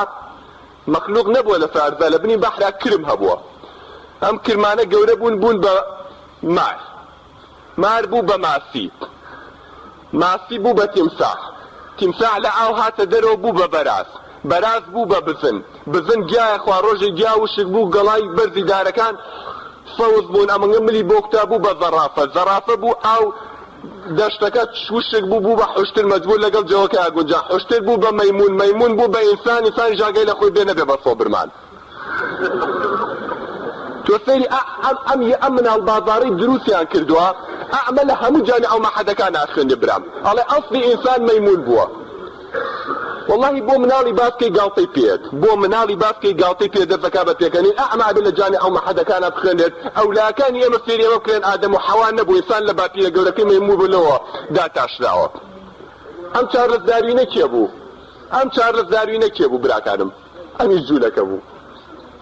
ئەمیش جوولەکە بوو کە ئێستا ئەو کتێبەکانی لە هەموو شوێنێکا خوێندێ. وەرە ئەم لاترەوە کاکی برا زەلامێکە پیا بوو ناوی فرێدریک نیتشە بوو، یەکێکیان ناوی دۆکاریم بوو، یەکێکیان ناوی جان پۆل سارتر بوو. ئەم شێتوێتانە لە ناو مجتەمەعی خۆیانە هەموو ڕیتوا تڕۆ بوون. یەکێکی وەکو جان پۆل سارتر زەلامێ بوو هەر خۆی شێت بوو تەواو نەبوو، هاتۆ کتێبێکی نووسیوە نەڤەری وجودیەت. ئەم شێتوێتانەی خۆمان کەیان بینن ئەمڕۆ هەموو پشملیان هەڵپاچیوە، هەموو سەری خۆیان سەقەت کردووە، هەموو تریاگە خۆن، هیچی هۆشی لای خۆی نییە، هەموو چاو لەوەکەن. ئەمانە کێ بوون؟ وەڵاوانش هەموو جوولەکە بوون، جان پۆل سارتر و دۆکاریم و فرێدریک نیتشە و هەر هەمووی جوولەکە بوو. لە کولی مەملەکەتێکە ئاواهی لە بیدایەتی ئەم قەڕنەیە چەند کەسێکیان دروست کرد، هەر یەکەو لە عیلمێکە، هەر یەکەو لە مۆڤوعێکە خەبیر بێ و عالم بێت، هەر هەمووی بێن لە ڕێگەی عیلمەکەی خوان و ئیلحاد بڵاوکەن و بڵێن خوا نییە. بەرنامەی تازەی عیلم دابڕێژن، قەنەعەت بە خەڵکن کە خوا نییە، لەبەر ئەوەی هەموو ئیعلامیش بەدەست جوولەکەوەیە. لە ئەوروپا و ئەمریکا لە سایە 95 هەموو ئیعلام بەدەست جوولەکەوەیە. تصور کە لە وڵاتێکی وەکو ئەڵمانیا 25 قەناتی تەلەڤیزیۆن هەیە، هەر 25 قەناتەکەی ساحێبەکانی جوولەکەن. دۆرابێت چی بۆ خەڵکە بڵاوکەنەوە؟ هەر 25 قەناتەکە ساحێبەکانی جوولە. نازەم ئاگاداری تەلەڤیزیۆن یان نایفە شەوانە پیشانەیە لە فەڕەنسەیە کابرایەک ناوی ڕۆجێ جارودیە، 40 دانە ساڵ ئەم کابرایە شیوعی بوو، سکرتێری حیزبی شیوعی فەڕەنسی بوو، گەورەی شیوعیەکانی فەڕەنسا بوو، خوا هیدایەتیە موسڵمان بوو لە ساڵی 86. چه دانەپاش شیوعی بوو موسڵمان، دیسا هەموو ژیانی بۆ خزمەتی و ئیسلامە داناوە. لەم ماوەیە کتێبێکی نووسی وەڵێ کاکە جوولەکە دیعایە بوو خوایانەکەنەڵێن لە حەدی عالەمی دۆما هیتلەر 6 ملیۆنی لێ کوشتوین. وەڵڵا ئەوە نەبووە، خۆیان گەورەیەکە بۆی خەڵک بەزەیی پیان ناوێتەوە. فەرمەوە کردوانێتە ناو مەحکەمە و مەحکەمەکاریەوە، ئەڵێ بێ سجن کرێ، ئەبێ 30,000 دۆلاریش غەڕامەی لێ بسەندێت، بەس لەبەرەوەی قسەی کردووە لە کتێبەکە. بەڵام بڕۆ زانە چی بێئەدەبی بەرامبەر بە ئیسلامەکەن. لە فەلەستینە لەو دەوڵەتانەی کە چی بەرامبەر بە ئیسلامەکەی لەسەرێکیان نابێت زەلامێ هەڵماتێ، بەڵکو باسی ئیسلام کە بێت سەرێپانکەنەوە. بەڵام لەبەرەوەی ئەم لە کتێبێکە ئەوتوتی کاکە ئاخر درۆیە ئەمەگە زۆر نەکوژاوە تۆزێک کەمترە، بەس لەسەر ئەو قسەیە ئەڵێ بێت ساڵە سجن کرێ 30,000 دۆلاریش غەڕامەی لێ بسەندێ. کابرایەکی پیر کە گەورەترین عالمی فەڕەنساشە. خۆ بە تەلەڤیزیۆنەوە ئیخوا بڕۆن هەموو سێریکەن. باشە بۆ چونکە ئیعلام بەدەست خوانەوە خەڵکە چەواشاکەن، رادیۆ تەلەڤیزیۆن و جەریدە و هەموو شتێک بەدەست خوانەوەیە، چۆنەوە خەڵکیان بێ ئاوا تێگەێنن. کاکی براخۆ هەموو ئاگادارن. ئەوە 6-7 دانە ساڵە مێشکی ئەم مەملەکەتەی خۆمان شاری سێمانی مێشکیان بردوین، رادیۆ شتەکانی خۆمان هەرە بوو تەلەڤیزیۆنەکانی خۆمان. ئیسلامیەت تونڕەوەکان لە جەزایر واژن و مناڵیان سەر بڕیوە، ئەو عالەمەیان قەت و عام کردووە، بە تەوروپاچ خەڵکیان کوژووە، ئەمەیان کردووە ئەوەیان کرد. دەفەرموودی کاکیەوە تازە بە تازە خوا فەسحی کردن و کەشفی کردن، هەرچێک لەوە تا ئێستا حکومەتی جەزایری خۆی بووە. ئەوە چەندین ضابط لە مخابرات و لە سپای جەزائیری ڕای کردووە، هەموو ئەترافیان کردووە کە ئەڵێ هەرچێ کراوە جێشی جەزائیری خۆی ئەمری کردووە، بە ئەمری ڕئیسی جەزائیری موسڵمانەکان هەموو بێ ئاگان لێ. هەتا لە سەتەلایتە خۆم بینیم جێگەیەکی پیشاننا لە ئیزاعەی قەتەرە، جێگەیەکی پیشاننا کە دەوری 215 کەسیان تیا سەر بڕیوە، 280 کەس وەڵا 280 کەسیان ژنومناو تیا سەر بڕیوە. 6 مەقەڕی ئاسایش و جێیش و کەتیبەی دەبابات و قوواتی جێیش ئەوتا لە چوار دەوری. ئەڵێ خۆ ماقولە گەن ئالێریا دانیشی لە ئێوارەوە تاک و بەیانی تۆ خەڵک هەڵواسی و خەڵک قەت و عامکەی 6 مەقەڕیش لە چوار دەوری بێ حکومەت، هەمووی پەنجامەت و سەمەت لێوی دوورێکێکی قسەنەکە ئەگەر خۆیان نەبن. ئەوە کاکی برا کەشف بوو. براکانم معقولە حیزبێک لە 180 دەوڵەت جەماوەر سەوتی بۆ بات، یەش جەماوەرەکەی خۆی ئاوە قەت و عامەکە نایکە، درۆیشتیوە. ئیسلام کەی هاتووە ژن و مناڵ ئاوە سەبرەتە ئەمانەوە بکەن؟ ئەمە بەس بۆی ئیسلام ناشینکەن چێ تەپڵیان بۆ لات ئێمە هەموو لە کێو ئەمانی خۆشمان وەریەگرن لە مۆنتی کارلۆ لە ئیزاعی ئەمریکا لە ئیزاعی بەریتانیا لە ئیزاعی ئەڵمانیا دەدیقەت من ئەو خەبەرەی ئەم شەو لە ئەڵمانیا بڵاوکرێتەوە لە بەریتانیا لە فەڕەنسا لە ئەمریکا لە مۆنتی کارلۆ هەمووی لەگەڵ یەکا یەکسانن هەموو یەک نەوە خەبەرە بڕۆن بیکەنەوەڵی یەک زەلام بە هەمیانی تۆ بەگوێ هەمیانیا چرپانوە بۆ چونکە هەمووی زعیم دەوڵەتانە لە چەند وەکالەتێکی عامەوە خەبەرەکان وەرەگرن وەکو وەکالەتی ڕۆیتەر و ئەسۆشێتد پرێس و نازانم چی ئەو وەکالەتانش هەمووی بەدەست جوولەکەوەیە جوولەکە چۆن ئەو خەبەرەی ڕازان و چۆن دایڕشت و یای بە میزانە هەر ئەوەیە بۆ خەڵک دەخوێنێت و من و تۆشە گوێمانەوە بێ وازای نەمە حەقیقەتەکەیە براکانم ئەو بەزمەی ئەمانە ناویانێتەوە ئەو کفرەی ئەمانە دروستیان کردووە 1001 نوع بێئەدەبیەکن بەرامبەر بە ئیسلام و بە دینەکەی خوا لە بەریتانیایە شەریکیان هەیە جوولەکە جلی ئافرەتان دەرەکە لە لیباسی ئافرەتان کەلیمەی لا ئیلاهە ئیلا الله نووسێت ئاخە تۆ کابرا بەریتانیت ئینگلیزیت کەلیمەی لا ئیلاهە ئیلا الله عەرەبیە تۆ بۆی خەیتە سەر ئەوە بەس بۆ محارەبەکردنی دینی خوا معقولە لە بنی پێڵاو لە ناو پێڵاوە لە چەرمی پێڵاو تۆ کەلیمەی خوا کەلیمەی محەممەد بنووسیت برام بە 1001 شێوەیانە ئەم ئیسلامە ناشرین کەن یانێ ئەم دیانە کەلیمەی ئەڵڵا لە مێشکی خەڵک بێنە دەرەوە وایە لەو خەڵکە کردو جەریدەی خۆمان وەڵڵاهی جەریدەی کوردستانی خۆمان لەو شایە سێمانەیە کە بڵاو کراوەتەوە سەیرەکەم جەریدەیەک کوڕی باشی هاتۆ مەقالەیەکی نووسیوە خۆی بە پێشکەوت و خواز و مستەقە بەزانێت هاتۆ ئەڵێ چی ئەڵێ داغ لە دڵم یەت خوێن لە جەرگمەت کێ بۆ گەلی کورد دواییە هاتۆ ئائیسەکانت ئەوە خەڵک گەیشتۆتە قەرنی بیستەم وا قەرنی بیستیشتەوە بۆ چین بۆ بیستێک تازە باسی ئەخلاق و شەرەفەکات خوا عیبێ خەڵک باسی ئەخلاق و شەرەفکە تخوا باسی باری ئەخلاق و شەرەف ماوە کابرا هاتۆ ئاوە ئەمە بۆ من نووسێت ئەمە بۆ گەنجەکان و بۆ میلەتمانە نووسێت خوێن لە جەرگێت کێ داخیلێت کە لەناو کوردەتایسە باسی ئەخلاق و شەرەف ماوە باشە کاکی برا ئەمە ئاواهی بەم شێوەیە ئەیانێ ئەم خەڵکە چەواشەکەن ئەیانێ ئەم ئیسلامە ناشرینکەن لە خەڵک ئەیانێ ئەو تۆزە ئەخلاقی کە بە کوردەوە ماوە نەیهێڵن باشە براکانم ئەمە جوولەکە هەتا ئەم لەحەزەیە بەردەوامە هەتا ئەم لەحەزەیە خۆیان حازر ئەکەن و خۆیان قایمەکەن بۆ بەزمە گەورەکەی تر کە حەربی عالەمی سێهەمە کابرایەک بە ناوی ویلیام کار یاخود ویلیام غار ئەم کابرایە کاتی خۆی ضابط بوو لە مخابەڕاتی بەریتانیا دواتر بوو بە مدیری مخابەڕاتی بەحریەی ئەمریکی مدیری مخابەڕاتی بەحریەی ئەمریکی ئەم کابرایە بە حکمی مۆسەبەکەی کە ئاوە مدیری مخابەڕات بوو تەقاریری زۆرە هاتە بەردەست بۆی دەرکەوت کە جوولەکە خەریکی چ بەزمێکە هەستا کتێبێکی بڵاو کردەوە بە عنوانی ئەحجار على رقعة الشطرنج لەوانەیە لە بازاڕە دەستکرێت هەیە نسخەیەکە بە ئیساقیش بێت لە مەکتەبەکان دەستەکرێت ئەحجار على رقعة الشطرنج مدیری مخابەڕاتی بەحری ئەمریکی بوو لەسەر ئەو کتێبە کوشتیان تۆرە مدیری مخابەڕاتی بەحری ئەمریکا بیت لەسەر ئەو کتێبە جوولەکە کوشتی کە ئەو کتێبی بڵاو کردوتەوە چونکە جوولەکەی فەسەحکردنی یارفیچیان هەیە من باسی کتێبەکە ناکەم بەس یەک شت عەرضی جەنابتانەکەم ئەو کابرایە کە مدیری مخابەڕاتی بەحری ئەمریکا لە ساڵەکانی 60 نووسیوێتی ئەڵێ چی ئەڵێ جوولەکە بەپێ ئەو خطانە و معلوماتانی کە بەدەستمان گەیشتووە بە تەمان حەربی عالەمی سێهەم لە بینی عالەمی ئیسلامی و عالەمی مەسیحیا دروستکەن یعنی ئیسلام و مەسیحیەت بن بەیەکە حربێکی عالەمی دروستکەن ئیسلام و مەسیحیەت هەردووکیان یەکتر تەفروت و نابکەن هەردووکیان یەکتر کە لە پاچە بکەن هەردووکیان یەکتر لە ناو بەرن وای لێبێت ئیتر بەشەر لە بەشەریەت کرد لە کەڵە پێ شەڕێکی ئەمەڵە خوێنایی بێت اینجا دوای ئەوە جوولەکە بێنە و بینیا سڵحی هەردوو لا بکە ئەوان هەردوو لا تەپیون مەمنونی هەچ کەسێکن لە دەست و شەڕە نەجاتیان نا ئێمە خۆمان سڵحەکەی بینیانەکەین خطەکە وا دارەژین بە شەڕیشانەین و خۆشمان سڵحیانەکەین خۆمان دەوڵەتێکی عالەمی دروستەکەین حکمی هەموو دنیای پێکەین ئەو کابرای لە ساڵەکانی 6 ساڵێ ئەو تەقلیدی مخابەڕاتیانی کە پێمان گەیشتەوە ئەڵێ پێغەمبەری صلی الله عليه وسلم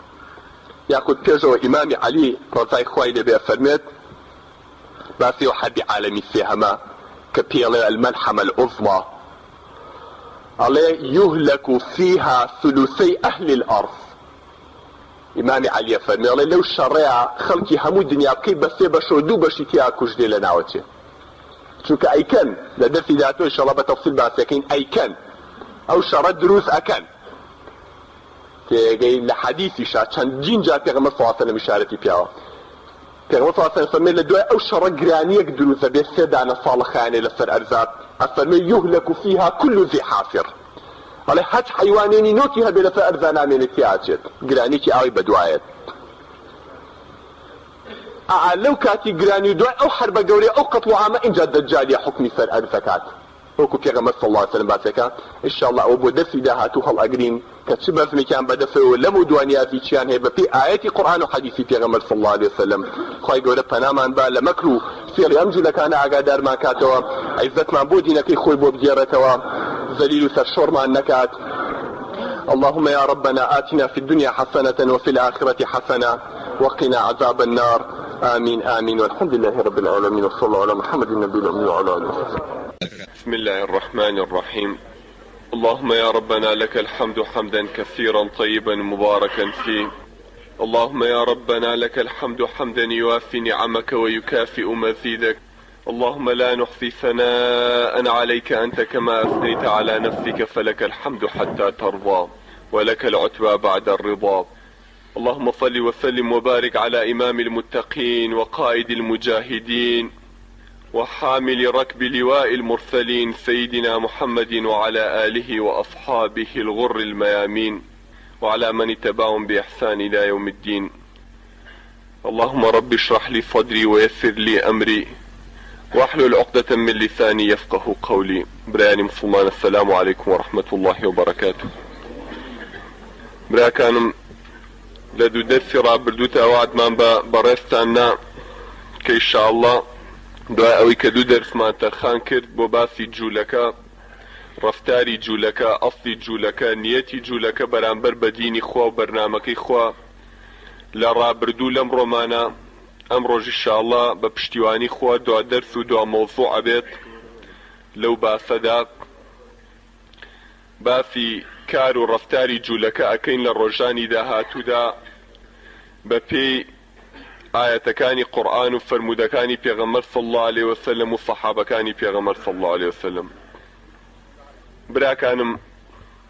او جولكاني كا دو درسي پیشومان بو ترخان كردن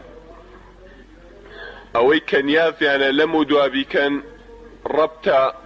بمي كيسا خوماني تياين بم حال وضعيك خوماني تياين ئەوەی ماوە بە حسابی خۆیان ساڵێک و دوان و سیانی تر پێ بگا و ئەم جارە بەرەکەی بچنن. وەکو عەرزم کردن ساڵی 1897 لە شاری بازل لە سویسرا کۆنگرەیەکیان گرت و بەرنامەی خۆیان داڕش چۆن بتوانن لە ماوەی 100 ساڵی داهاتوودا حکمی هەموو دنیا بگرنە دەست.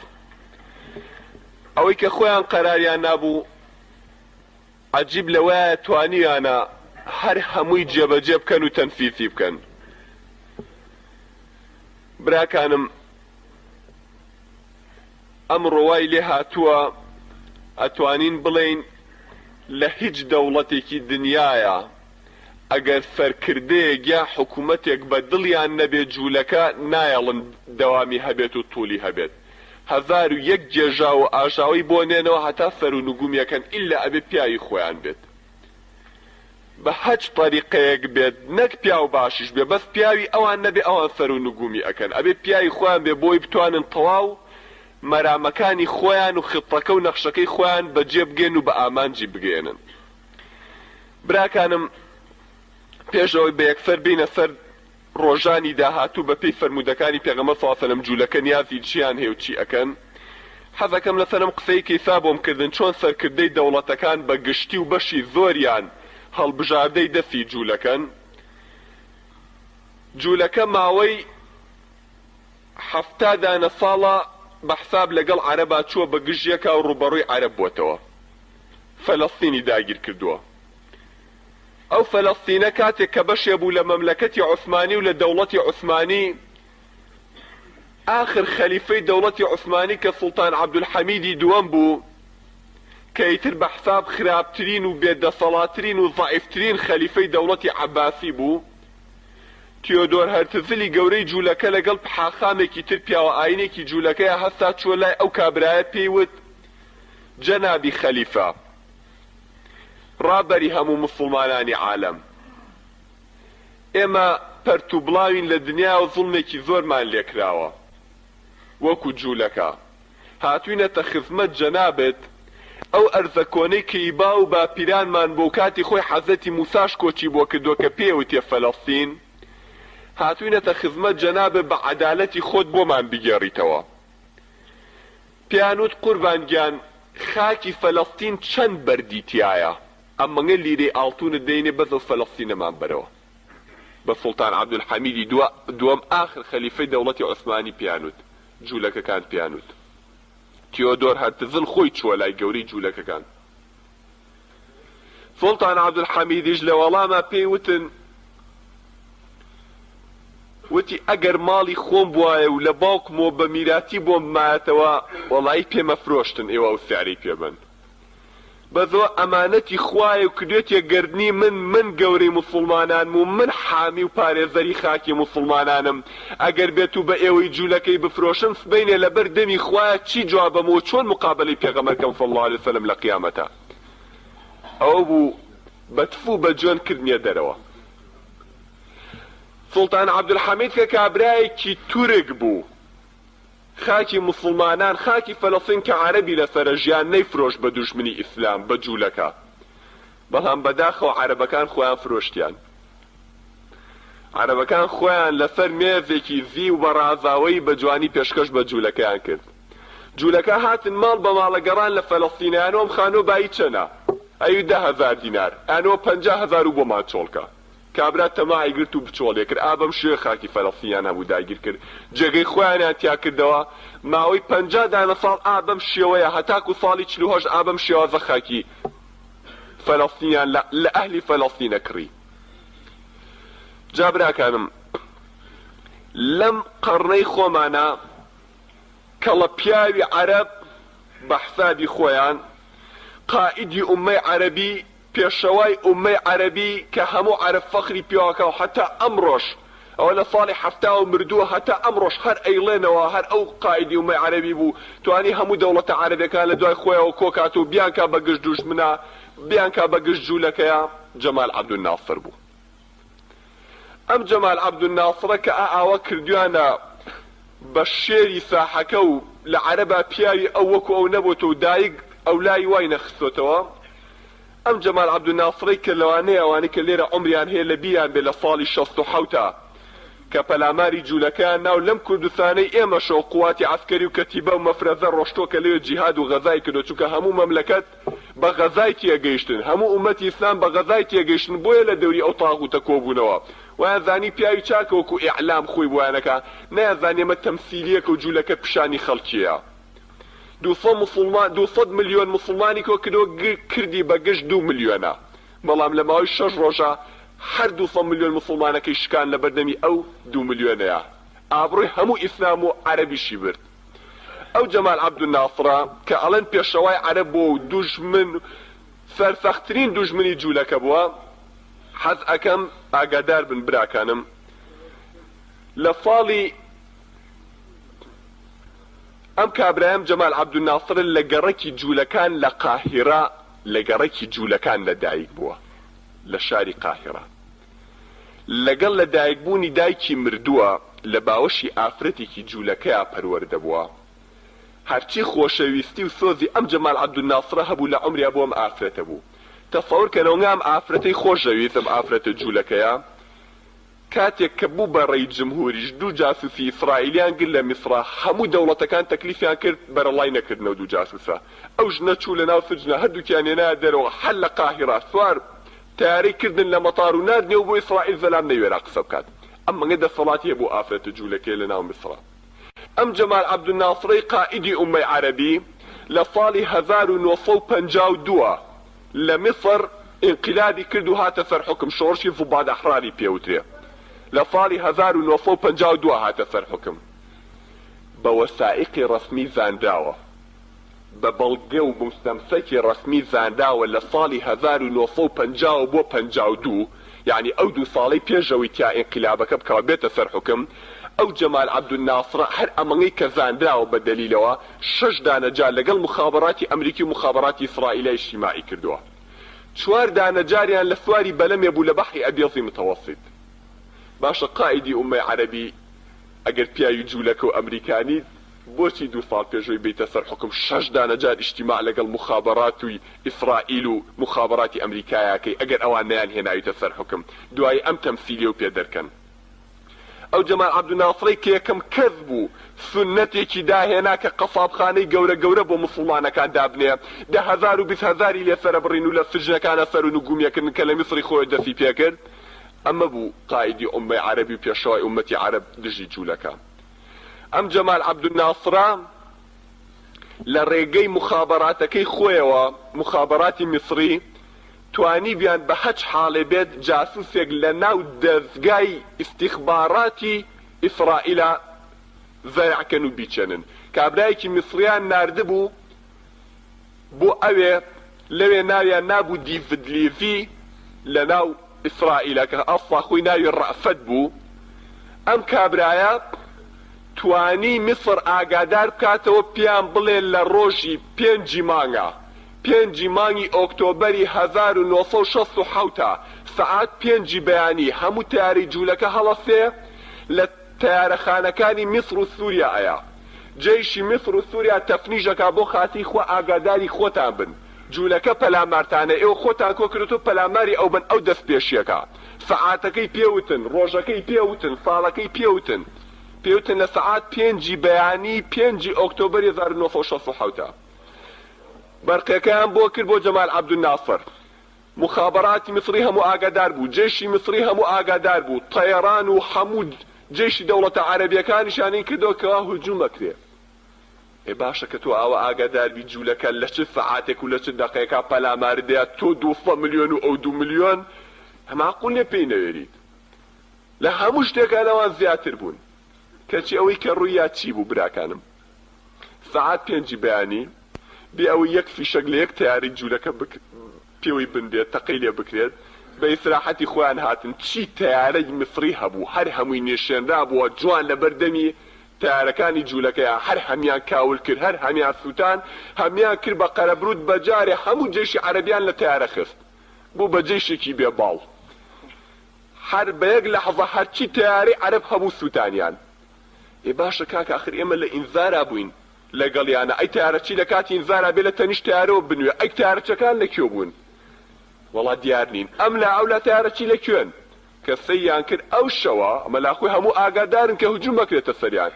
ئەو شەوە چی تیارەچی میسری هەیە لە فندقی سەمیر ئەمیز لە قاهیرە هەر هەمووی کۆکراونەتەوە حتا چواری بەیانی عەرەقیان دەرخوارداون. ئەینجا چواری بەیانیش ئافرەتی فاسیدیان بۆیە ناون و دەفەرمودەی لەگەڵیانە هەمویان بە سەتڵ ئاویانە کرد بە سەریانە بۆ بەیانی کە زرمەی ناپاڵمەکان ناو هیچی وەشی نهاتەوە بەرخۆیە. ئەی باشە جەمال عەبدولناسیر ڕێی جمهور خۆی کوا خۆی ئاگادارە خۆشی سەعات 2:30 بەیانی دوای کە هەموو شت تەواو بوو ئاویانە کرد بە سەریا هێشتا عەرەقەکە بەری نایە فول سەرخۆش بوو. ئەوە قایدی ئومەی عەرەبی پێشەوای ئەو هەموو موسڵمانانە بوو کە کۆیان کردنەوە غەزای جوولەکەیان پێکەن. ناموسڵمانەوە نییە لە بەردەمی ئەو جوولەکە ترسنۆکانەیە بشکێ بەڵام ئەوانەیان داناوە بە پێشەوە قاید ئەوە جوولەکە لە هەموو مەملەکەتێکە پیاوی خۆی زەرعەکە و دایئەنێت.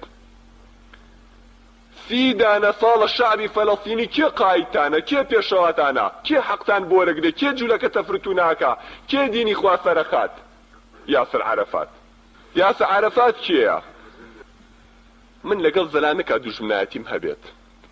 کابرا لەسەری من و لە خوێنی من بگەڕێ و من لەسەری ئەو بگەڕێم و لە خوێنی ئەو بگەڕێم خواخوای فرسەتێکم بێ لە شوێنێکا بیبین و بیکوژم یان ئەو من ببینێ و بمکوژێت. معقولە من جوابێکی بۆ بنێرم بە زەلامێکە بە کەسێکە پێی بڵم بۆ خوای وازم لێنی باشە وازم لێنانی لە داخی تۆ خۆمە کوژم کابرا ئەوێ بمکوژێت کەچی من بڵێم وەڵا وازم لێنێنی خۆمە کوژم دەی لە دوای ئەم شەڕی خلیجە کە لوتی عێراقیان شکان عێراقیان ئاوا لێ کرد لە دوای ئەم شەڕی خلیجە وتیان ئەبێ عەرەب و ئیسرائیل ئاشکەینەوە عەرەب و فەلەستینیەکان ئاشکەینەوە. باشە جوولەکەوتی قەیناکە سوڵحم پێکەن لەگەڵ عەرەبە بەڵام کێ نوێنەری شعبی فەلەستینی بێ؟ وتیان طەبعەن هەر یاسر عەرەفاتە. وتی جا من چۆن قبوڵ یەکەم؟ یاسر عەرەفاتێک 30 دانە ساڵە ئیرهابیە تیرۆرستە شتە قێنێتەوە خەڵگە کوژێ من چۆن لەگەڵەوە دانیشم و تیرۆرست و ئیرهابیە من لەگەڵا دانانیشم. ئەمە بۆی تۆزێ عنیها کابرا پیاوە و غەدری لێکراوە تاکو بڵێن ئەمە دوژمنی جوولەکە کوورەکە کە دایکی چاک باوک چاکە خەوتی ساڵە خەبا دەکا و ئەبێ ئەو نوێنەری شابی فەلەستینی بێ و ئەم لا ئەو لاوتی بە هیچ شێوەیە نایڵم ئاخری یاسە عەرەفات بەگوێی خۆم گەمتووە بۆوانەی کە متابعی ئیخباریان کرد بێ لەو کاتەشا بەیانێکی بڵاو کردەوە وتی والله هێڵن من نوێنەری شعبی فەلەستینی بم باشە ناهێڵن ئیستیقالاکەم و حیزبەکەشم هەڵەوەشێنم لێی دانیشم کەچی یەکسەر ئیسرائیل وتی نان بە قوربانە بم نەکەی باشە تۆ نوێنەر بە دەوەرن ئەمە بۆ لێگەنەوەمە یعنی چێگەل پیاوی خۆیان نییە هەموو لە بیرتانە کە تارەکەی کەوتە خوارەوە لە سەحرای جەزایرە چۆن ئیسرائیل و ئەمریکا و بەریتانیا هەموو تیاری خۆیان نارد بە پەلا ئەمە لاخۆی گەورەترین ئیرهابیە لە عالەمە بە پەلە تیاری خۆیان نارد بیدۆزنەوە نەوەکو خوا نەخواستی چی لێ هاتبێ چونکە ئەو نەمێنێ ئەی کێو خەڵکە هەڵخەڵەتێنێ کێو کۆی پێکرێ ئاوە شعبی فەلەستینی 40-50 دانە ساڵ هەڵخەڵەتێنێت دەی براکانم جوولەکە ئاوە پیاوی خۆیان لە هەموو شوێنێکە داکوتاوە ئەوانەی کە حکمی دەوڵەتە ئیسلامیەکان دەکەن ئابم شێوازە پیاوی خۆیانن پەروەردەکراوی دەستی خۆیانن بۆ یەکەم دەوڵەتە مسلمانانە هیچیان پێ ناکرێت بەس بۆ ئەوەیان داناوە سەری ئیسلام پانکەنەوە سەری مسلمانان پانکەنەوە نێڵە سەر بەرزکەنەوە تاکو بتوان بچن بەگشت ئەوانە حەسەن بەنا ڕەحمەتی خوای لێبێ لە جەماعەتی ئیخوان موسلیمینەکان کەتیبەیەکی ناردبوو بۆ فەلەستین لەگەڵ مجاهیدینەکانە لە ساڵی 48 بۆی لەوان بات ڕۆحیان چوو سەری دنیا لێ هاتەوە ێگە ئەکوتیان قوربە سەمان ئەوە عەرەبەکان هەمووی بە فێڵێ ناوان خۆمانە فێڵیان لێ ناکرێمانە بۆ هاتوون هەرچیەکیان کە بەزەیان و ترسان ئەو جەماعەتە مسلمانە لێوە پەلاماریان بە چونکە یانزانی ئەمانەیان پیاوی ئەم و ئەو نین ئەمانە هەنگێک گەنجی لە خۆ بردوون بۆ خوا هاتوون لێرەیان جیهادیان لەگەڵا بکەن ڕۆحیان لە کەس نەچوو بوو لەوان نەبێ ئەمانە هەنگێک گەنجی لە خۆ بردوون بۆ خوا هاتوون لێرەیان جیهادیان لەگەڵا بکەن ڕۆحیان لە کەس نەچوو بوو لەوان نەبێ قسەی قیادەکانی جوولەکەی لە هەموو عالەماڵە تا شەڕی ئێمە لەگەڵ عەرەبا شەڕی جوولەکە و عەرەبی ئێمە سەرکەوتوین بەس لەگەڵ بوو بۆ شەڕی جوولەکە و مسلمان ئەوە ئێمە تیاچین چونکە ئازانن بە مسلمان ناهێرن بەس ئەگەر بە عەرەب بێ بە عەرەب وێرن جا براکانم ئەمەی کیسا بۆم باسکردن ئەمە حاڵی عالەمیان ئاوا لێ کردووە حاڵی دنیایان وا لێ کردووە لە دەرفەکەی ڕابردووشا بۆم باسکردن لە ئەمریکا و لە ڕووس و لە دەوڵەتەکانی کە شۆن هەموو پیاوی خۆیانە و ئیعلام بەدەست خۆیانەوە و چاگەکەن بە خراپ و خراپەکەن بە چاک حەقەکەن بە ناحەق و ناحەقەکەن بە حەق ئیسا نیازیان چییە ئیسا بە تەمای چین چیان بەدەستەوەیە جا جوان گوێ بگرن براکان بزانن ئەوەی کە لەم و دوا جوولەکە نیازێکی چییە و ئەشی بینن بە چای خۆتان عمر باقی بێت چونکە بە حسابی خۆیان کوڵاوە واللهی نیکسۆن کە ڕێی جمهوری ئەمریکا بوو لەگەڵ ڕۆناڵد ڕیغانیش کە 8 دانە ساڵ ڕێی جمهوری ئەمریکا بوو هەردووکیان بە دەمی خۆیانە لە نهایەتی ئەم قەرنە ئەخیری پەتەکەی و خطەکە بەجێ ئەگات نهایەتی ئەم قەرنە کە 3 ساڵی ماوە تەواو ببێت اینجا ئەکوڵێ چێشتەکەمان و بەزمەکەی کە بەتەماین ئەینینەوە چونکە ئەوان قەناعەتیان وایە لە ناو تەوراتەکەی خۆیان هاتیاتی ئەڵێ لە دەشتی فەلەستینە لە ئاردی ماجۆلینە حرب عالمية گەورەکە بێ کە هەموو عالمی پێ تەفنیژەکەین بە حسابی خۆیانەوە 400 ملیۆن جوندی لێیا کۆبێتەوە لە هەموو مەملەکەتی عالم و شەڕی تیا ڕوئەیات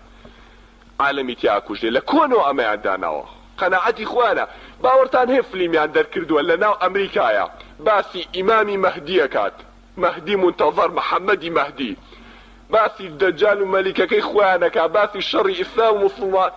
کافرەکە ئیسلام و گاورەکە ئیسلام و جوولەکەکە خۆیان فلیمەکان دەکردن ئیساوە خەپشانی خەڵکیان بەڵام ئەخیری فلیمەکەەوە پیشانێن کە ئەوان بەسەر ئیسلاما زاڵە بن کۆتایەکان وادارە بۆی قەناعەت بە خەڵکیان چونکە ئەزانن ئەبێت ئەزانن لە کۆنەوە تەقدیری خواییە ئەم فەسادەتە ئەنێنەوە لەسەر ئەرزا ئینجا لوتیانە بێ بەلوتی مسلمانانەوە ئەزانن ئەم شەڕە ڕاکردن نییە بووی ئەوە دەوڵەتی رووسیان ڕوخان شیوعیەت نەما بە دەمی خۆی ئەمریکا ئەو شەوەی کە گەربەچۆف وتیترەوە رووسیا هەڵوەشا شیوعیەت نەما ئەمریکا برنامج كي زعيم في أمريكا أجدا ما يعبر عن وجهة نظر الحكومة الأمريكية تعبير لبوتشوني حكومة أمريكا قالوا يا وتي استاد دجمني الرقمية دواوي كروسيا إنما الشيوعية إنما دجمني الرقمية كي همو أمريكا وغرب إسلامه هرب عشرة للراديو يا وتي جابرا كان أويكا بومباس كردن لدرسي بيشوا باسي زلامكم بو كردن كمديري مخابراتي بحري أمريكي بوجولك كشتيان لسر كتابك کە کتێبەکە بە ناوی ئەحجار عەلا ڕوقات الشەطرەنج بوو کە سڕی ئەم جوولەکانی کەشفە کرد. لەو کتێبەیە بە ئاشکرا باسی ئەکات، ئەڵێ دایە ناو حربی عالەمی سێهەم لە بینی دەوڵەتە مەسیحیەکان و دەوڵەتە ئیسلامیەکانە دروستکەن، بیانن بەیەکە هەردووکیان بەیەک قڕکەن تەفروت و نایەکەن اینجا خۆیان بێن لەسەر لاشەی ئەو هەموو ئۆمەت و مەخلوقات لە موسڵمان و لە مەسیحی دەوڵەتەکاندا بمەسرێن. سیرکەن براکانم، بەپێی حەدیث چی ڕوئایات؟ بەپێی حەدیث هی پێغەمبەر صلی الله عليه وسلم لە موضوع چی ڕوئایات جوولەکە تا کوێ ئەتوانن ئەم غەدر و خیانەتە بکەن بەرامبەر بە بەشەر. بەپێی فەرموودەکانی پێغەمبەر صلی الله عليه وسلم ئەفەرمێت فتنەیەک لە بینی مەشریق و مەغریبا هەڵەگرسێت، لە بینی مەشریق و مەغریبا فتنەیەکی گەورە هەڵەگرسێت. عندها يخرج رجل من أهل بيتي يواطئ إثمه إثمي وإثم أبيه إثم أبي. لدواي أو فتنة قوري كلبيني مشرق ومغرب الدنيا الرؤيا إنجا محمد مهدي دركوية لكعبو ديني خوابر ثكاتوا. براكانم پیغمبر صلى الله عليه وسلم فرمي ستكون بعدي خلفاء وبعد الخلفاء أمراء وبعد الأمراء ملوك وبعد الملوك الجبابرة وبعد الجبابرة المهدي. أفرمي لدواي من خليفة حكمك مجموعيا خليفاتي أكن دواي أويك خليفاتي نامين مجموعيا أميراتي أكن دواي أويك حكم إسلام بوبا أميراتي جنما أمجارا ملكاتي بيا أبيت كملكاتيش نما ام جاره دكتاتور وظالم بيا ابن جبابير اواني كظلم لخلقه كان لدواي او ظالم مستمكارانش انجا مهديت اثار زماني جبابير كان ملكيش نما خليفه اسلام روي اميركاني رويكو امير صلاح الدين وجز زماني اوان كلدواي رخاني دولة عباسية وهاد انجا لدواي اواني شواب ملكاتيش مال بيني وملكاتيش روي إسا حكمي ظالم وجبابي لكان كحكم بديني خوانا كانوا كافرشن بديني خوارنك دواي اوان هاتني مهدية. برا كانم پیغمبر صلى الله عليه وسلم باسي نشانة قوركاني قيامة دكات او نشانة قوراني قيامة كرؤيا مهمترين يان هاتني امامي مهدية دواي امامي مهدي شاري مدينة پیغمبر صلى الله عليه وسلم كاول بيت على وايليت شقلو قرقين لاي مرقيقي پیغمبر صلى الله عليه وسلم كزني دريانكا لدواي كاول بوني شاري مدينة پیغمبر صلى الله عليه وسلم شاري قدس لدفجو لك رزقارك ليه لدواي رزقار كردني قدس لدفجو لك دجال دێ لە دوای هاتنی دەجال یاخود پێش هاتنی دەجالیش لەو فترەی پێش ڕزگارکردنی قودس حربی عالەمی سێهەمە بێ کە لە حەدیثا پێغەمبەر صلی الله عليه وسلم پێ فەرمێ المەلحەمە العوزما. اینجا قودس ڕزگار ئەکرێت، اینجا دەجال دێت، اینجا حەزرەتی عیسا دێتە خوارەوە دەجال ئەکوژێت. ئەم نیشانە گەورانە ئەمانەی کە عەرزی جەنابتانم کرد هاتنی مەهدی و کاولبوونی شاری مەدینەی پێغەمبەر صلی الله عليه وسلم و ڕوودانی حربی عالەمی سێهەم و گرانەیەکی گەورەی سێ ساڵە کە بەدوایەت و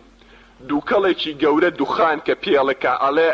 هەموو سەر ئەرزەگرێتەوە ماوەی 40 دانەشەو حوزەیفە یەمانی ڕەزای خوارێ بێڵە 40 دانەشەو هەموو سەر ئەرز داپۆشێت دووکەڵێکی گەورەیە دوای حەربی عالەمی سێمەکە. اینجا ڕزگارکردنی قودس، اینجا هاتنی دەجال، اینجا دابەزینی حەزرەتی عیسا. پێغەمبەر صلی الله عليه وسلم ئەفەرمێ كلها في 7 سنين، هەر هەمووی لە ماوەی 7 ساڵام شتانە ڕۆیە، هەر هەمووی لە ماوەی 7 دانە ساڵا ڕوئەیە. پێغەمبەر صلی الله عليه وسلم ئەفەرمێ ئەڵێی ملیۆنکەیەکە چۆن ملیۆنکەکە کە ئەپچڕێ دەنکی یەکەمی مورووەکەی کەوتە خوارەوە هەموو دەنکەکانی تری بەسەری بەدوایە کەونە خوارەوە، هیچی بەدوای ئەویکیان ناوەستێ. ئەفەرمێ ئەم نیشانانەش ئاوان لەگەڵ یەکەم نیشانەی دەرکە و نیشانە گەورەکانی کەش هەموو بەدوایەت. حتى وای لێ ئەفەرمێ خەڵکی و زەمانە ناتوانن متابعی بکەن، ناتوانن چاودێری کەن، ئەمەگە بە کتوپڕی و بە سەریعی بەدوایە، پیان ئیستیعاب ناکرێ خەڵکی و زەمانە. جا براکانم قەزەی ئێمە قەزەی جوولەکەیە، تایبەتیەوە لە کاتێکی شەکە ڕۆژی جومعە دوێنێ ڕۆژی قودسی عالەمیە، ڕۆژێکە دانراوە هەر بۆ قودس و بۆ یادکردنەوەی قودستا و خەڵکە و مسڵمانانە قودسیان وەبی بێتەوە. ئەم شەوی لەیلەتول قەدرە. بۆیە براکانم پێویستە وەکو مسلمان هەر موچڵکێ بەلەشماناو دێ و چیکێک بە دڵمانە بێت خەفەتێک بۆ ئەو ماڵی خوایی کە یەکەم قیبلەی مسلمانان بووە، کە هەتاکو زیاتر لە 11 ساڵ مسلمانەکان بەرەو ئەوێ نوێژیان کردووە. ئەوە قیبلەی یەکەممان بووە. براکانم ئەو حربە ئەو شەڕە جوولەکە وا داناوە بە شێوازێک ڕوو بدات کە ئەو تاوانبار نەکرێتیایە، خەڵک نەزانن ئەوە. حەزەکەم پێشۆی باسی و حربە بکەم سەرنجتان بۆ شتێکی گەورە ڕابکێشم. براکانم خوا لە قورئانە فەرمێ ئینەهم یەکیدونە کەیدەن و ئەکیدو کەیدا. ئەوان فێڵی خۆیانەکەن و منیش فێڵی خۆمەکەم، خوا فەرمێ وەیەمکوڕونە وەیەمکوڕ الله. ئەوان مەکری خۆیانەکەن منیش مەکری خۆمەکەم، خوا فەرمێ لە قورئانە. ئەوان نەخشە داڕێژن، ئێمە بێئاگاین، فەقیرین، گێژین، مسڵمانی ئەمڕۆ بەس خوایەکمان هەیە، بێ ئەوەی خۆمان شعور بە خۆمان بکەین وەڵڵاهی نەخشەمان بۆ ئەکێشێ. باشە لە ئێوە وایە ئەعەلەم زەمانی کافرستانی بێدینیا کە لە سەرانسەری ئەرزا بستێ خاگریە حکمی خوای تا تەنفیز بکرێ، دەوڵەتێکی ئیسلامی تیان نەماوە و ئەزانن بێ حکمت و بێهودەیە لە سەرانسەری دنیایە ئاوە خەڵک گەنج پۆل ڕووبکاتەوە دینی خوا، و ئەزانن ئەمە حکمتێکی تیان نییە، خوا مەبەستێکی تیان نەبووە لەم سەری دنیاوە بگرە هەتاکو ئەو سەری دنیا لەم نزیکانەی ساڵی 2000 پۆل و دەسە خەڵک بۆ دینی خوا بگەڕێنەوە. لە هەموو دەوڵەتێکە هەزاران جەلادیان داناوە بە چەکوشەوە سەری مسلمان پاکەنەوە، کەچی ڕۆژ لە دوای ڕۆژ ئافرەتی مسلمان، ئافرەتی دایان پاک، ئافرەتی محەجەبە، پیاوی مسلمان، کوڕی گەنجی مسلمان بەرەو دینەکەی خوا ئەگەڕێنەوە. تێر بوون لە فەساد، تێریان خوارد. لە دوای جیلی پێغەمبەرەوە صلی الله علیه وسلم، لە دوای سەحابەکانەوە هەموو تاریخ بخوێننەوە زەمانێک نەبووە خەڵک ئاوە پۆل بەرەو دینی خوا بگەڕێتەوە. تاکە خەڵکانێک هەبووە پیاو چاک و مستیع بوون، بەس ئاوا یعنی دەمی هەچ کەسێکەکەی تۆڵە بۆ خاتی خوا ماشەڵڵا مزگەوت جێگەی خەڵک نابێتەوە. ئەم هەموو مزگەوتە لەم شای سێمانەیە جێگەی نوێشکەر نابێتەوە. ئەمە بێ حکمت نییە براکانم. خوای تەبارەک وتەعالە ئەمە ئەویش خطەی خۆی داناوە، ئەویش بەرنامەی خۆی هەیە، ئەویش دەزانێت چی لەم جوولەکانە ئەکا. کفرە زانێ خەریکی چێ مسلمانان خۆشە ئەکا بۆ ئەو ڕۆژە. واللهی براکانم ئەم شعبی عێراقی ئاوە برسی ئەکەن، ئەم هەموو شەڕەمان توژەکەن، خۆشەمانەکەن بۆ بەزمێکی گەورە. چونکەمێت پێتان بڵێم بە پێی حەدیثەکانی پێغەمبەر صلی الله علیه وسلم و قسەی سەحابەکانی هەرچی بەزمی ئاخر زەمان هەیە لە عێراقا ڕوئەیە، لە عێراق و لە وڵاتی شاما ڕوئەیە. ئێستا عەرزتانەکەم چۆن. براکانم حەزەکەم جەنابتان ئاگادار بکەمەوە، پێم وتن پێغەمبەر صلی الله علیه وسلم ئەفەرمێت هەموو ئەو نیشانە گەورانە وەکو ملیۆنکەیەک وایە لەگەڵ پچڕا دەنکی یەکەمی مورووەکە کەوتە خوارەوە هەمووی بەدوایە دێت. حەزەکەم پێتان بڵێم دەنکی یەکەمی ئەو مورووە چییە؟ حەزەکەم پێتان بڵێم یەکەم ڕووداو چییە کە ئیتر ئەوەتان دی بزانن شتە گەورەکان هەموو ئەم ڕۆسبەی بەدوایەت. حەزەکەم ئەوەتان تێگەین و ئاگادارتان کەمەوە. براکانم دەنکی یەکەمی مورووەکە ڕووداوی یەکەم کە هەموو ڕووداوە گەورەکانی تری بەدوادا دێت. پێغەمبەر صلی الله علیه وسلم ئەفەرمێت لە صحیحی مسلماتیاتی، ئەفەرمێ ينحسر الفرات عن جبل من ذهب يجتمع عنده 3 كلهم ابن خليفة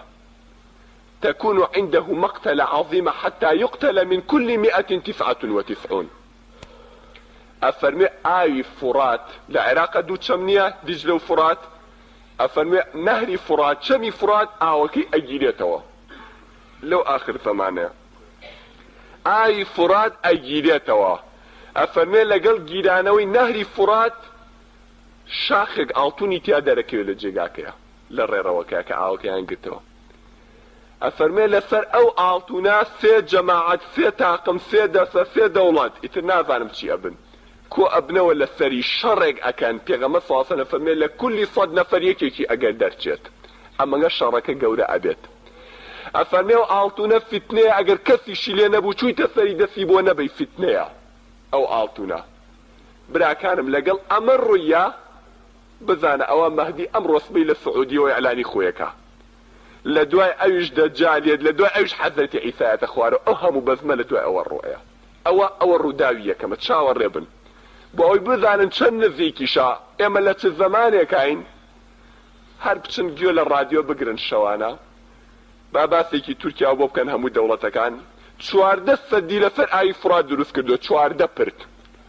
ئەڵێ ئاوەکەی بگرمەوە ناڵم بۆ ماوەی 14 دانە ساڵ قەترە ئاوی پیا بێ بۆ عێراق و سووریا. اینجا بۆی بزانن هەڕەشاکە هەموو ڕۆژ لە عێراق و لە سووریا ئەڵێ پیاو بن باشە بەخسەمەکەن، باشە بەخسەم ناکەن ئاوەکە گرمەوە، بۆی بزانن کە چەند نزیکە ئەو حەدیثەی پێغەمبەر صلی الله علیه وسلم بێتە دی ئەو هەموو بەزمەش بە دوای ئەوەیە ڕۆیە. براکانم لە کتێبی فتن و مەلاحیمی نەعیم بن حەمادە ڕەحمەتی خوای لێبێ ڕیوایەت کراوە، ئەفەرمێت لە مانگێکی ڕەمەزانە کە لەو مانگی ڕەمەزانەیە دوو جار حادیثەی مانگرتنیان ڕۆژگرتنی تیا ڕوئایات. ئەفەرمێت زۆربەی لە چەند ڕێگەیەکەوە ئەو حەدیثە ڕیوایەت کراوە، هەنگێکیشی ڕیوایەتەکانی ضعیفە بەڵام هەمووی پێکتر بە قووە دەکەن کە ئەمەگە زۆر گێڕاوەتەوە لەم لاو لەولاوە. چەند جارێکیش بە شێوەی وەقف لە ئیمامی عەلیەوە ڕەزای خوای لێبێ گێڕاوەتەوە. ئەفەرمێت لە شەوی 15 ئەو ڕەمەزانەیە کە قەدەرەن ڕێکەوتی شەوی جومعە ئەکات لەو ساڵەیە، پێغەمبەر صلی الله علیه وسلم ئەفەرمێت زرمەیەک دێت تەکون هەدە. قال وما الهدة يا رسول الله؟ وتیان یا رسول الله هەدە چییە، زرمەی چییە بێت؟ فەرمووی صيحة توقظ النائم وتقيم القاعد وتخرج العواتق من خدورهن. فەرمووی زرمەیەکە ئەوەی نووسووە ڕایەپەڕێنێ، ئەوەی دانیشتووە هەڵیەسێنێتە سەر پێ، ئافرەتی ژوورەوە ئەپەڕێنێتە دەرەوە، لە ترسا ڕائەکاتە دەرەوە. ئەفەرمێت کە ئەو ڕۆژە هات، ڕۆژی ئەو زرمەیە هات، هەر بەیانیەکەی زوو بڕۆنە ماڵی خۆتانەوە. فأغلقوا عليكم أبوابكم، دەرگاکانتان لەسەر خۆتان قایم داخن، پەنجەرەکانتان داخن، وسدوا كواكم حتى ئەفەرمێ کونوکە لەبەری ماڵەکە جوان بەئاخنە بیگرا. اینجا وەدەسیروا ئەنفوسەکم، هەرچی نوێنی ماڵەکە شێ بێنە و بێ بەسەر خۆتە. اینجا بڕۆ سوجدەوە لەگەڵ گوێ لە زرمەکە بوو. وخروا لله سجدا فإذا سمعتم الصيحة فخروا لله سجدا وقولوا سبحان ربنا القدوس سبحان ربنا القدوس فمن فعل ذلك نجا ومن لم يفعل ذلك هلك. لەگەڵ گوێتان لەو ناڵە و زرمەیە بوو یەکسەر سوجدە بەرە بۆ خوا، نوێنەکان بە بەسەر خۆتا و سوجدە بەرە بۆ خوا، بڵێ سبحان ربنا القدوس سبحان ربنا القدوس. ئەوەی وا بکانە جاتێ بێ، ئەوەی وا نەکات تیاچێ و ڕۆژە کە ئەم زرمەیە هات، ئەو بەزمە ڕوویە. مانگەکانی دوای ئەوە هەتاکو مانگی زیلحەجە بەزم و ڕەسمێکی زۆر گەورەی تیا بێت. لە مانگی زیلحەجەیە کەیتر دوای ئەوە بە 2 مانگ دێت، ئەبێ بە مانگی حەج. پێغەمبەر صلی الله علیه وسلم فەرمێ لە ناو کعبەیە حاجی لیانە بێ بە شەڕ. حاجەکان دەزێنە یەخەی یەکتر، ئەفەرمێ خوێنی حاجی وەکو جۆگە لە ئەڕوات، خۆیان لە ناو خۆیانە لیانە بێ بە شەڕ. ئەوە چەند جارێکیش تا ئێستا ڕوویاوە. ئاگادارن چەند جارێک لە ساڵی 80 تا ئێستا ئەو ڕووداوە ڕوویاوە. ئەو ساڵەش دووبارە ئەبێتەوە زۆر بە گەورەی، خوێنێکی زۆر ئەڕشێت. لەو ساڵەیە لەو کاتەیە کە پێشتر ئاوەکەی فرات گیراوەتەوە، لەو مانگی ڕەمەزانەشە ئەو زرمە گەورەیەت و حربێکی عالەمی گەورە دروست ئەبێ و دەوڵەتەکان ئەچن بە یەکا و مەملەکەتانە. هێشتا باسی ئیسلام نەهاتوێتە گۆڕێ چونکە دەوڵەتی ئیسلام نییە. لەو ساڵەیە لە کاتی حەجە محەممەدی مەهدی لە ناو کەعبەوە سەر هەڵەدات. بە پێی حەدیثەکانی پێغەمبەر صلی الله علیه وسلم ئەفەرمێت چەند کەسێکی عالم لەو کاتێ ئەزانن ئەمە کات و ساڵ و زەمانی هاتنی ئەو پیاوەیە کە ئیسلام زیینوەکاتەوە، خوا ئیسلامی لەسەر دەسا زیینوەکاتەوە. ئەم مەنگەش سیفاتەکانی باس کراوەیە ئەو زەلامە ڕێک ئەیناسنەوە، ئەزانن ئەمە فڵان کەسە. چونکە سبحان الله چەند ساڵێک پێش ئەوە فیرارە بێ لە دەف حکمی سعودی و ئەو مەملەکەتە لە شاخەکانی تائیف خۆی شارێتەوە لە کاتی حەجایەتە خوارەوە لە خەڵک نامناسێتەوە قەرەباڵغە یا حەجەکە ئەی بینن ئەیناسنەوە ئەزانن گەڕانەوەی عیزەتی ئیسلام لەسەر دەستی ئەو پیاوەیە ئەبێت پەلاماریەن ئەوەرە محەممەی کوڕی عەبدوڵڵا چونکە ناوی محەممەی و پێغەمبەر صلی الله علیه و سلم باوکیشی ناوی عەبدوڵڵایە ناوەکەی وەکو ناوی من وایە ناوی باوکیشی وەکو ناوی باوکم وایە دەی براکانم کە پێڵن تۆ محەممەی مەهدی و پێغەمبەر صلی الله علیه و سلم وعدیاوە عیزەتی ئیسلام لەسەر دەستی تۆیان بگەڕێتەوە ئەیژەڵە بۆ خاتی خوا کاکە وازم لێ بێرن پیاوێکی فیرارم هاتوومەتەوە خواخوامە خەڵک نەمناسی و کەشف نەبە محەممەی مەهدی چی و شتی چی وازم لێ بێن کاکە بڕۆن بەڕێگەی خۆتانەوە وازی لێ نایەنن ئەمەngە لەگەڵ یابن ئینکاری لەگەڵاکەن ڕاکا لە دەستیان ڕاعەکە ئەچێ بەرەو مەدینە لە مەدینە ئەیگرنەوە هەم دیفان عینی قسەی پێڵێنەوە لێژ ڕاعەکاتوی تۆ لە مەکای گرنەوە ئەڵێن وەڵڵاهی یەو کوژین ئەگەر نەیت و بەیعەو بینێ ئیسلام هەموو چاوەڕێی تۆیە هەزاران ساڵی سەکانە تۆش ئاوا خۆتی لێ هەڵاکەیت وەڵا ڕێک لەویا ئەیکەن بە ئەمیر و بە ئیمام پێغەمبەر صلی الله علیه و سلم لەویا خوتبەیەگەیا بۆ ئەو خەڵکە بە جاری ئیمان لە دڵێ و خەڵکەیە هەموو زیینەوە کاتەوە هەموو دەستەکەن بە گریان ڕێک لە ناو سعودا لە ناو کەعبەیە ئینتیفاضەیەک دروست دەکات مەملەکەتی حیجاز ئەگرێ کە مەملەکەتی حیجاز ئەگرێ وەکو عەرزم کردن دوو سێ مانگەکەی پێش ئەوە شەڕ و بەزمە عالم مەشریق و مەغریب یاوێتی بەیەکە ئیتر چۆنە نازانین بەس مهم ئەوەیە کفرش لەناو خۆیان پەلاماری یەکیاوە دەوڵەتەکان شەڕەکە دروست بووە شەڕێکی گەورەی عالەمی دروست بووە کەس بە کەس نییە ئەوروپا و ئەمریکا تۆزێ دەستیان شلە بێ لە مەملەکەتەی ئێمە بۆیە موسڵمانەکانیشتیان ڕاپەڕن و ئینتیفاضاکەن لە سعودیا کە ئەو ئینتیفاضا ئەکرێت ئەم جارە غەرب و ئەمریکا کە خۆیان مەجالیان نێدەستخوانە ئیشی ئێرەوە ئەمرەکەن بەو مەلیکەی کە لەو کاتەیە حکمی عێراقەکە بەو داگیرکەرەوە جارێکە چووی کوێتە داگیر کردووە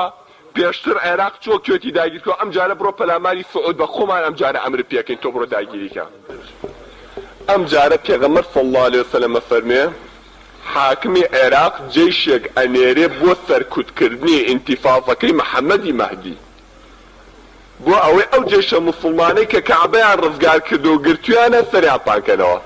پێغەمبەر صلی الله علیه وسلم فەرمێ فإذا كانوا ببيداء من الأرض خسف الله بأولهم وآخرهم ئەفەرمێ کە ئەو جێشەی عێراق گەیشتە مەنتیقەی بەیدا لە بینی مەکە و مەدینەیە طبعا لە پێشاچێ پەلاماری مەدینەیە کە ئەو لێکات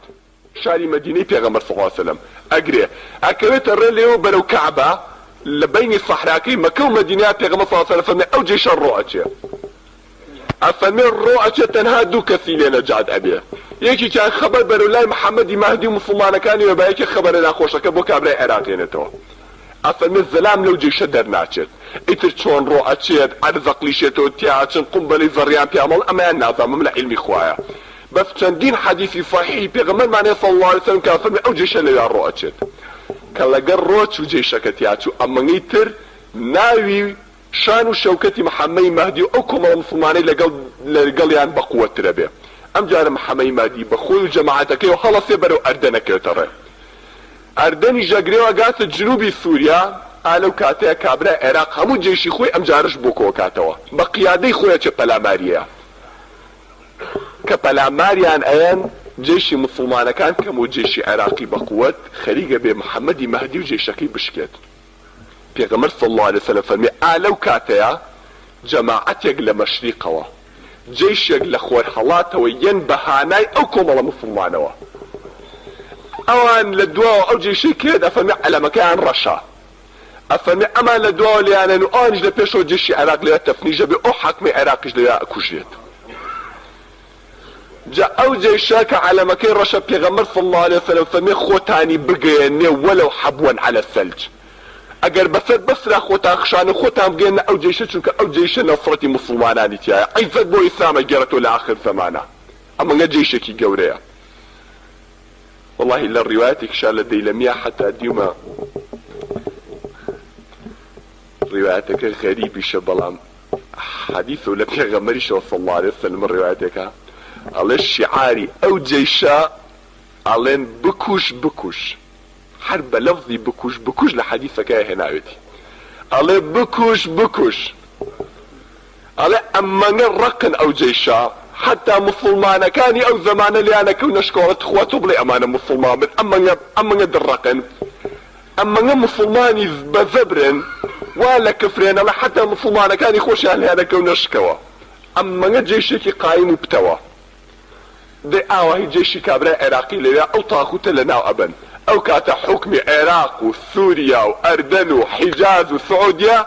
هەر هەمووی بۆ مسلمانەکان یەکلا بێتەوە ئەوە دنیاش بەزم و فەرتەنەیە کە ئەم مەملەکەتە یەکلا بووە ئەو کاتە پێغەمبەر صلی الله عليه وسلم فەرمێ ڕۆم ئەوروپا هەموو قواتی خۆی کۆکاتەوە زانێ خەتەرەکە گەورە بوو وا ئیسلام زیندوو بۆ خەریکە مەملەکەت دروست دەکاتەوە ئەفەرمێت هەموو قواتی غەرب کۆ ئەبێتەوە يأتونكم تحت 80 غاية تحت كل غاية 12,000 رجل پیغمبر صلی الله علیه و سلم افرمي لجير هشتا آلايين آلاي هشتا دولت كو اكنوا جيشي هشتا دولت كو اكنوا ين بالاماري مسلمان بن افرمي هم قواتك يعني بحري ابيض متوسطوا برانبر سوريا اوسيت افرمي پیغمبر صلی الله علیه و سلم وفسطاط المسلمين يومئذ بدمشق قياده جيش مسلمانانش او رجلكيا لدمشق سوريا عبيت ئەم دوو جێشە بەرامبەرێکە وەستن ئەم بەزمە هەمووی جوولەکە ئەینێتەوە براکانە ئەو شەڕە گەورەیە دروست دەکا ئەم بەزمە ئەنێتەوە بەس ئەوە بەتەمایە لەو شەڕەیە هەمویان یەکتر خەڵک یەکتر لەناو بەرن و خۆی دوای ئەوە بێتە سەر حوکم دەی براکان بزانن تا کوێ سەرەگرێ ئەم بەزمە بۆیان پێغەمبەر صلی الله عليه وسلم فەرمێت مفاوضاتێکی کوور دەکرێت لە بینی جێشی هەردوولا جێشی مسلمانەکان و جێشی ڕۆما ئێوە واتان کرد ئێوە ئەوەتان کرد ئێوە ئەوەتان ئەسی لە بمانەوە ئێمە ئەوە ئەکەین مفاوضاتێک ڕۆ ئەیە دوایی ناگەن بە یەک شەڕ دروست دەبێت شەڕ دروست دەبێت پێغەمبەر صلی الله عليه وسلم فەرمێ شەڕێک ئەبێ ئەوەیە کە پێوتێ مەلحەمە العوزما حربە گەورەکە پێغەمبەر صلی الله عليه وسلم فەرمێ شەڕێک ئەبێت لە تاریخا شەڕی وان نییە وڵاق تا ئەژنۆی لە خوێنە ئەبێت ئەفەرمێت تیر بە عاسمانی ئەو شەڕەوە دەرناچێ یەخێ ڕەفەری عانەکەوێتە خوارەوە ئەمرێت ئێتە بزانە زەڕیە کیمیایە چی ئەو شەڕە مهمەوەیە شەڕێک ئەبێ عەڵێ حتى يتفقد بنو الأب أبناءه كانوا 100 فلم ينجو إلا واحدا منهم ئەڵێ نەوەی یەک باوک 100 نەفەر بوونێکیان لێ دەرنەچووە ئەڵێ حتى دوای شەڕەکە مسلمانەکانە بن بە سێ بەشەوە جەماعەتێکیان فیرارەکەن لە تەحەمولی و شەڕە ناکەن ئەفەرمێ قەت خوا لێیان خۆش نابێ ئەفەرمێ جەماعەتێکیان سەبرە گرن تا شەهیدە بن ئەفەرمێ گەورەترین شەهیدن لای خوا جەماعەتێکیشیان سەبرێگە گرن حتا خوا نەسڕەتیانەیە سەریانەخا ئەفەرمێ خوا وعدەیە دوای ئەوە تووشی فیتنەیان نەکات هەر بە ئیمانەوە بیان کوشێت هەرچیە بکەن دوای ئەوە سەرەکەوەی مسلمانەکان بەڵام دوای ئەوەی کە شەڕێگە بێت لە تاریخی بە شەڕە شەڕی وا گەورە نەبووە وەکو جوولەکەکان کە خۆیان دایان ناو باسییان کردووە ئالەیە هەموو قوواتی ئەوروپا ئەشکێت مسلمان سەرەکەوێت ئەم جارە کە ئەوروپا ئەشکێت جێشی غەرب هەمووشکە ئەم جارە قوڕ بەسەر کێ جوولەکە تۆ ڕۆح بۆ کێو دەرەکەی تا ئێستا ئەوان باوە گەورە بوون توانە پاراست اینجا تۆ بۆ کوێ ئەچیت پێغەمبەر صلی الله عليه وسلم فەرمێ اینجا مسلمانەکان بەرەو قودس و فەلەستین ئەکشێن ئەفەرمێ قەسابخانەیەک بۆ جوولەکە دانن لەسەر ئەو هەموو زوڵمەی کە کردوێتی ئەو هەموو خراپەی کە ئەم ماوەیە کردوێتی ئەفەرمێ خوش غەضەبێکی وایان لێ ئەگرێ حتى يختبئ اليهودي تحت الصخرة فينطق الله الصخرة فيقول يا مسلم تعال هذا يهودي فاقتله إلا شجرة الغرقل فإنهم من أصل اليهود ئەفەرمێ وا غەضەبێکیان لێ ئەگرێ خوا حتى بەر داریانێتە قسەکردنەوە وەرە مسلمان ئەمە جوولەکەیە کە لێرە خوشادۆ تۆ بیکوژا قەتڵ و عامێکی وایان بۆکەن ئیلا داری غەرقەد نەبێ کە لە ئەسڵی جوولەکەیە ئەوەیان ئێستاش بڕۆ لە هەموو ماڵێکی جوولەکە هەیە لە فەلەستینا و دارایان ڕوانە جووکە خۆیان نەزانن چیان بەسەریەت وەڵڵاهی لەبەر چاویان نەخۆشیان براکانم حتى یانێکی لە مسلمانەکان مناقەشەیەکی کردو لەگەڵێکی لە سەرکردەکانی جوولەکەیە کە پێوتووە ئەو حەدیثەی پێغەمبەرتان صلی الله علیه وسلم لەبیر نەچێ وەڵڵاهی هەر یەتە دیوە بێ قەتڵ و عامتان بکەین کە چێ و سەرکردەکەی جوولەکە پێوتووە توێتی کاکە ڕاستەکەیت بەڵام پێغەمبەرەکەتان ئەڵێ ئەوانە مسلمانن کەیان خۆ دەزڕزگارەکەن ئیشی ئێمە ژەوێ نێڵین مسلمان دروست بێت تا عەرەب هەبێ و تا ئێوە ئاوا مشکیلەمان لێ ترسمان نییە ئێمە ئەمانە نەبن بە مسلمانە کەی وەکو ئیسلام هاتە شەڕتان لەگەڵاکن اینجا ئێمە ئاترسین بەزێشتا نەبوون بۆ چوگازان بەس بۆ مسلمان ڕزگارە کرێەوە. با براکانم والحاصل درێژە بە مۆسوعەکە نەین ئەو شەڕە گەورەی ئاوا دروستەکەن مسلمانەکان شاری قودس ڕزگارەکەن و فەلەستین نەجاتێ بێتەوە بە مەملەکەتی مسلمانان. بەڵام ئەو خطەی کە جوولەکە کێشایەتی زۆر گەورەیە نەخشەکە. ئەم جوولەکانە هاتوون ئەم ماوەی سەدانە ساڵە باوەڕتان هەبێ هەرچی پێشکەوتنێکی علمی هەیە لە پێشاوتە لای ئەوانە.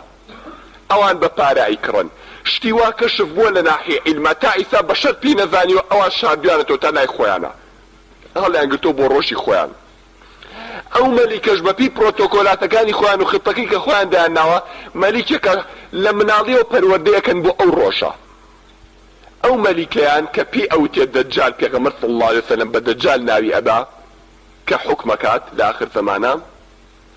ئەم دەجالە بە پێی حەدیثەکان و ڕیوایەتەکانی پێغەمبەر صلی الله علیه وسلم لە دایک و باوکێک لە دایگە بێ کە 30 ساڵ ئەو دایک و باوکە مناڵیان نەبووە لە مەنتیقەی خوراسان لە ئێران. 30 ساڵ مناڵیان نەبووە حەتا لە دایکی ئافرەتێکی مەمکشۆڕی زلە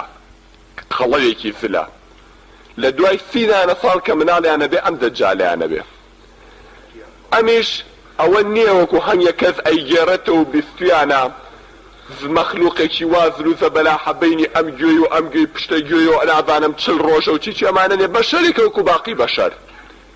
بەڵام ئیتر گەورەترین فیتنەیە کە خوا داینابێت و خەڵقی کردبێ. پێغەمبەر صلی الله علیه و سلم فەرمێ لە بینی ئادەم و قیامەتا فیتنەیەک نییە گەورەتر بێ لە دەجال لە فیتنەی دەجال. ئەفەرمێ پێغەمبەر نەبووە تەحزیری ئومەتەکەی لە فیتنەی ئەو دەجالە نەکردبێت. ئەمەگە فیتنەی گەورەیە. ئەفەرمێ حەتا وای لێ مسلمانی زۆر ئیماندار و ئیمان بە قووەت بەڵێ کاکەمە چییە؟ ئەچم مناقەشەی لەگەڵاکەم زانە چۆن پێفەرمێنم کە ئەو خوا نییە. یعنی چییە لە من خوام بەشەرێکە لە من خوام؟ هەڵە کەچی کاچێتە بەردەمی باوەڕی پێەکە. ئەفەرمێ فیتنەکەی ئەمەگە گەورەیە. ئەفەرمێ حەتا وای ئەڵە بەشی زۆری وانەی کە خەڵک شوێنێکی و باوەڕی پێکە ئافرەتە. ئەڵە وای لێ کابرا ژن و کچی خۆی بە باڵ و ئەبەسێتەوە بۆی ڕانەکە باوەڕی پێ بکە شوێنی کرد. لەو ئاخر زەمانەیە ئەمەگە فیتنەکەی گەورەیە. ئەم دەجالەکەی یەک براکانم ئەم مەلیکی جوولەکەیە طبعا جوولەکە خطەکەیان واداناوە لە دوای ئەم هەموو بەزم و ڕۆزمە ئینجا دەجالیێنن. دوای ئەوەی کە فەلەستینیش ئاوای لێت مسلمانەکان چون ناو فەلەستینیان ڕزگار کرد و جێشی محەممەی مادیۆ تا لە ناو قودسا ئەم جاریان ئەو دەجالێنن. پێغەمبەر صلی الله علیه و سلم فەرمێ 70,000 بەز لە جوولەکەی منطقەی ئەسفەهانی لەگەڵایە. حدیثی صحیح پێغەمبەر صلی الله علیه و سلم ئەومی باسی ئەوە کردووە ئەو دەجالە ئەمەنی باس کردووە چونکە ئەزانێت چ فیتنەیەکە و بۆی ئومەتەکەی لێ ئاگادار کاتەوە. پێغەمبەر صلی الله علیه و سلم خەمی هەر زمانی خۆی نەبوو خەمی هەموو ئومەتەکەی بوو هەتا قیامەت. واللهی وا باسی کردو هەنگاو بە هەنگاوە زانی چی ڕوئەیە. کاتێک ئەم حربە گەورەیە ئەبێت مسلمانەکان بەرەو ئەستەمۆڵ ئەکشێن دوای ئەوەی کە قودس ئەگرن بەرەو ئەستەمۆڵ ئەکشێن کە ئەستەمۆڵیش لە دەستی ئەو مەلعونانەی کە ئیسا حوکمێکە نەجاتیانە ئیسلام بگێڕەوە بۆ ئەوێ. ئەڵێ لەو کاتێ هاوارە نێکن ئەڵێ دەجال هاوڵت درۆیە بەڵام جاری دووهەم کە هاوارەکەیەت ڕاستە دەجال خۆیەتی. ئەم دەجالە پێغەمبەر صلی الله علیه و سلم ئەفەرمێ جاجوان گوێ بگرن ئەفەرمێ ئینەه خارج بخلة بین العراق والشام. ئەم دەجالە لەکوێ ئەعلانی حاکمیەت و مەلیکایەتی و دەجالیەتی خۆیەکە؟ ئەفەرمێ لە بینی عێراق و سووریایە. جا حسابی خۆمان بکەین بینی عێراق و سووریا کوێیە؟ دەی وەڵڵاهی وە حەدیثی پێغەمبەرە صلی الله علیه وسلم ئەفەرمێ لە بینی عێراق و سووریا خۆی دەرەخاوی ئەعلانی خۆیەکە مەملەکەتەکەی لێ دەست پێکا و دایانبەفرێنێ. ئەوە حەدیثی صحیحی پێغەمبەرە صلی الله علیه وسلم. دەی براکانم ئەم دەجالە طبعا لە پێشا خۆی بە پیاو چاک پیشانەیە زەمانێک و دوای ئیدعای ویلایەت دەکا و دوای ئیدعای پێغەمبەرایەتیەکە و دوای ئیدعای خوایەتیەکە نەعوذ بالله. ئەم دەجالە کە جوولەکە ئەیکەن بە مەلیکە براکانم لە دوای ئەو حربە گەورەیەوەیەت لە دوای ئەو حربەیەوە ئەو حربە عالەمیە گەورەیەوە کە پێغەمبەر صلی الله علیه وسلم لە حەدیثەکانە پێڵێ المەلحەمە العوزما ئەم هەموو قومبەلە ذەڕیە ئەتەقێنەوە ئەم هەموو قومبەلە هایدرۆجینی ئەتەقێنەوە ئەوەیە کە حوسەیفەی یەمانی ڕەزای خوای لێبێ ئەفەرمێ دووکەڵێک چواردەوری ئەرزەگرێت کە پێغەمبەر صلی الله علیه وسلم لە چەند حەدیثەیە ناوێتی ئەڵێ دوخانێک گێت دووکەڵێک هەموو سەرانسەری ئەرزەگرێتەوە. ئەو دووکەڵە هەموو سەرانسەری ئەرزەگرێتەوە وای لێ تیشکی ڕۆژ نایە لە عەرز. براکانم ئەیتر هەوا تێگەچێ ژینگە تێگەچێ ئاو هەوا بە تەواوەتی ئەگۆڕێ ئەو خەڵکەی کە لە دوای ئەو حربەوە ئەمێنێتەوە ئەمەڵە تیشکی زەڕە و ئەمەڵە کوشتار و بریناری پێوە بوو ئەو هەموو قەتڵ و عام و جەنازە و دنیا کاول بوونەی دیوە خۆزگە بەوە ئەخوازە کە مرد و نەجاتی بوو ئەوەشی کە لە دوای ئەو بەزمە ئەمێنێت لە دوای ئەوە پێغەمبەر صلی الله عليه وسلم لە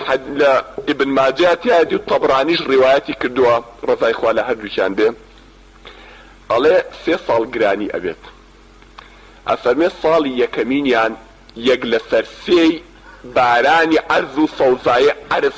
بارانی ئاسمان و سەوزایی عەرز خوا ئەیگرێتەوە 3 بارانی ئاسمان لەگەڵ 3 سەوزایی عەرز خوا ئەیگرێت ساڵی دووهەم 3 تری يعني 2 لەسەر 3 بارانی ئاسمان و 2 لەسەر 3 سەوزایی عەرز ساڵی سێهەمینیان 1 قەترە نە لە باران لە ئاسمانە بارێنە سەوزایەکیش لەسەر عەرز ئەڕێت ئەفەرمێ كل ذي ظرف وكل ذي ناب تیاچێ ئەوەی کەڵبەی هەبێ و ئەوەی نینۆکی هەبێت لە حەیواناتە ئەمرێ و فەو دەبێت لەو گرانیەیە گرانیکی ئەمە گەورە دوای ئەو شەڕە گەورەیە ئیمامی عەلی ئەفەرمێ لەو شەڕە و لەو گرانیە یهلك فيها ثلثي أهل الأرض ئەفەرمێ خەڵکی دنیا بکەی بە 3 بەشەوە 2 بەشی ڕێکی تیا ئەکوژێت ئیمامی عەلی ئەفەرمێ لەو بەزم و ڕەزمەیە یعنی 6 ملیار کەس بن 4 ملیار یەکوژێ دوانیە مێنێتەوە لە هەموو خەڵکی سەر دنیا ئەمەنە بەزمەکە گەورەیە لەم کاتەیە لەم گرانیەیە لەم نەبوونیەیە لەم قەت و عام و نەخۆشی و نەداریەیە لەو کاتەیە کە هەموو دنیا تالی بۆ تیشکی ڕۆژ نایە لە ئەرز بەهۆی ئەم هەموو دووکەڵی تەپ و تۆزی قومبەلانەیە کە بە ئاسمانە ڕۆشت و 4 دەوری ئەرزی داپۆشیوە ئێمە لە بیرتانە خۆ هەر بیرەنەوتەکانیان تەقانەوە یەک دانەمان خۆرمان نەبینی بە ئاسمانەوە لە بیرتانە خۆر هەموو ڕەشا و نەوتا و لە ئاسمانە باری اینجا وەرە ئەو هەموو قومبەلێ بەجارە لە سەراسەری عەرزا بتەقێتەوە زانە دنیا چی لێت ئاها براکانم لەم کاتەیە دەجالیەت ئەو دەجالەژی کە پێغەمبەر صلی الله عليه وسلم فەرمێ خواردنی چاکی پێیە ئاوی چاکی پاکی پێیە پارەی پێیە پێشکەوتنی دنیای پێیە قووەتی دنیای پێیە خەڵک هەموو نەبوو ئەو بۆ قووەتەوەیەت ئەم حاکمی جوولەکەیە بە خۆی جوولەکەکانیەوە ئالەو کاتایەن حکومەتە عالەمیەکەیان دروست ئەکەن کە جوولەکە باسیەکەن یعنی بۆیان نەچێتە سەر جوولەکە وعدەکەی خۆیە باتە سەر دروستیەکەن بەس پێغەمبەر صلی الله علیه وسلم یەک مشتەی خۆشمایەتێ ئەڵێ بەس ئەوەی خۆشە کە حکومەکەی زۆر نییە ئەفەرمێ 40 ڕۆژ حکومەکە لەسەر ئەرزا و دەجالە مەملەکەتی ئەو دەجالە 40 ڕۆژە بێ بەڵام ئەفەرمێ ڕۆژی یەکەمی بە ساڵێگەچێ ڕۆژی دووهەمی بە مانگێگەچێ ڕۆژی سێهەمی بە هەفتەیەگەچێ باقی 37 ڕۆژەکەی تری و ڕۆژەکانی تری وایە ئەتیادی طبعا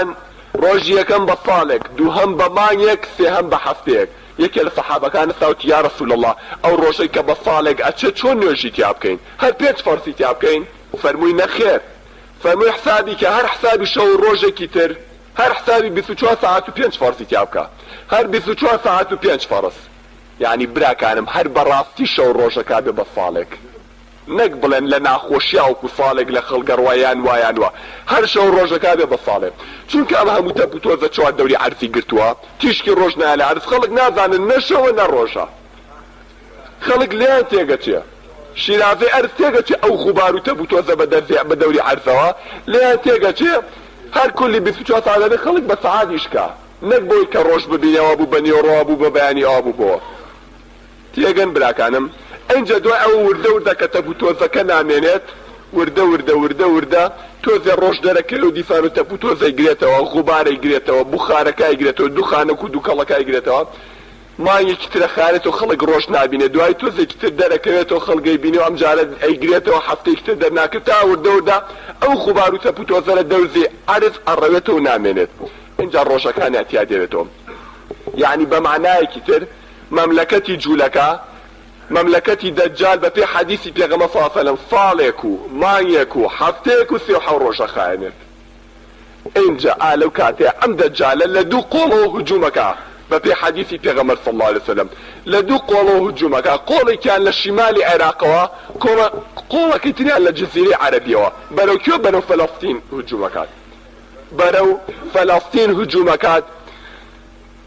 بيغمبر صلى الله عليه وسلم فالمخلتيو زمانا بن بسي بشو بەشێکی دینەکەی دۆڕێنێ و شوێنێکەوێت بەشێکی تریشی لە تاوە ڕاکە بۆ لوتکەی شاخەکان شوێن مەڕێ بزنێگەکەوێت کەس نەیگاتێ خۆی بشارێتەوە لە عشکەوتێکە لە کوونێکە کە لە بەرێکە دەجال بە خۆی فیتنەکەیەوە نەیگاتێ. بەشەکەی تریشیان پێغەمبەر صلی الله علیه و سلم بەرامبەر دەجالەوە سن شەڕی لەگەڵاکردن بەڵام هەموو شەهید دەبێ چونکە ئەو دەجالە بەشەر پێی ناوێرێ حتا محەممەدی مەهدی پێی ناوێرێ. حیفاری محەممەدی مەهدی و جێیشەکەیە لە ناو قودسە ئەو ماوەی ساڵ و مانگ و هەفتە و 37 ڕۆژە چواردەری محەممەدی مەهدی و جێیشەکەیەت وایان لێ فەقیرانە حیفارێکی وایە نەخاتە سەر ناتوان بێردەوە بەس دەجال خۆ ئەوەی کردو ناتوانێت نەبچێتە ناو قودسەوە نە ناو مەککەوە مەککە و مەدینە ناتوانێت بچێت لەگەڵ قودسە بۆ یەکەوانش لەیە خۆیانە شاردەوە چواردەوریان ئەگرێ هەرچەندێکە ناتوانێت بچێتە ناویەوە. ئەم جاریان کەیتر مودەکەی تەواو بێ خوا تەواو غەضەبی لێ ئەگرێ دوای کە فەسادەتی دنیا ئەنێتەوە لەم کەونەیە یەت خۆیەکە بەخوا بەسەر ئەو خەڵکیان مناقەشە لەگەڵ خەڵکاکە پێغەمبەر صلی الله علیه و سلم فەرمێ مردوو لە بەرچاوی خەڵکا بۆ خەڵک زیینوەکات و دایک و باوک زیینوەکاتەوە. پێغەمبەر صلی الله علیه و سلم بەس ئاگادار بن و دایک و باوکتان نییە ئەوە شەیتانە خوا بۆی مسەخەر کردوویتر فیتنەیە خۆی خاتە شێوەی دایک و باوکتەوێتە دەرەوە لە قەبرەکە وەڵڵای ئەمە خواکەتە ئەمە خۆیەتی بە قسەی بکە ئەوە ئیتر ئەوەی کەش دەجالێکە قەت شتیوان نەبوو ناشکرێت. وەالحاصل براکانم جا خەڵکیش برسیە نەبووە ئەوەی کە بۆ پێڵە خەڵەتی و شوێنەکە. وەالحاصل براکانم دەجال ئالەیە حیفاری مەهدیە کاتێککە خواویستی لە ناوی بەرێ شەوی چ لە مەکە ئەبێت ئەیتر خوا غەضەبی لێگرتووە. جەماعەتی موسڵمانەکان نوێژی بەیانیە شەو قەراریان کردو بێنە دەرەوە ئەڵێن کاکە بە هەموو بکوژینەوە هەموو مردین لە برسا 40 دانە ڕۆژ ئێمە لێرە حیفارین با بڕۆینە دەرەوە یا ئەکوژێن یا خوا شتێکمان لێکە. نوێژی بەیانی بانگێن قامە دەکەن ئیمامی مادی پێش دەکەوێت پێش نوێژەکە بکە ئالەو کاتەیە پێغەمبەر صلی الله علیه و سلم فەرمێ خوا حەزەتی عیسایەنێتە خوارەوە حەزەتی عیسایەتە خوارەوە ئەڵێ چونکە نیشانەکانی قیامەت بە پێی حەدیثەکان ئاوە ڕۆشتۆڵە خۆیان موسڵمانەکان لەگەڵ یەتە خوارەوە زانەوە عیسا بێەوەی پیان بڵێ تەکبیرەکەن هەر هەموو هەرچی موسڵمان هێلویا تەکبیرەکات اینجا دڵیان خۆشە بێ. پێغەمبەر صلی الله علیه و سلم فەرمێ کە یەتە خوارەوە کوڕێکی گەنجە ئەو دەقەی کە چۆن خواڵی کێشاوە بۆ ئاسمان هەروایەتە خوارەوە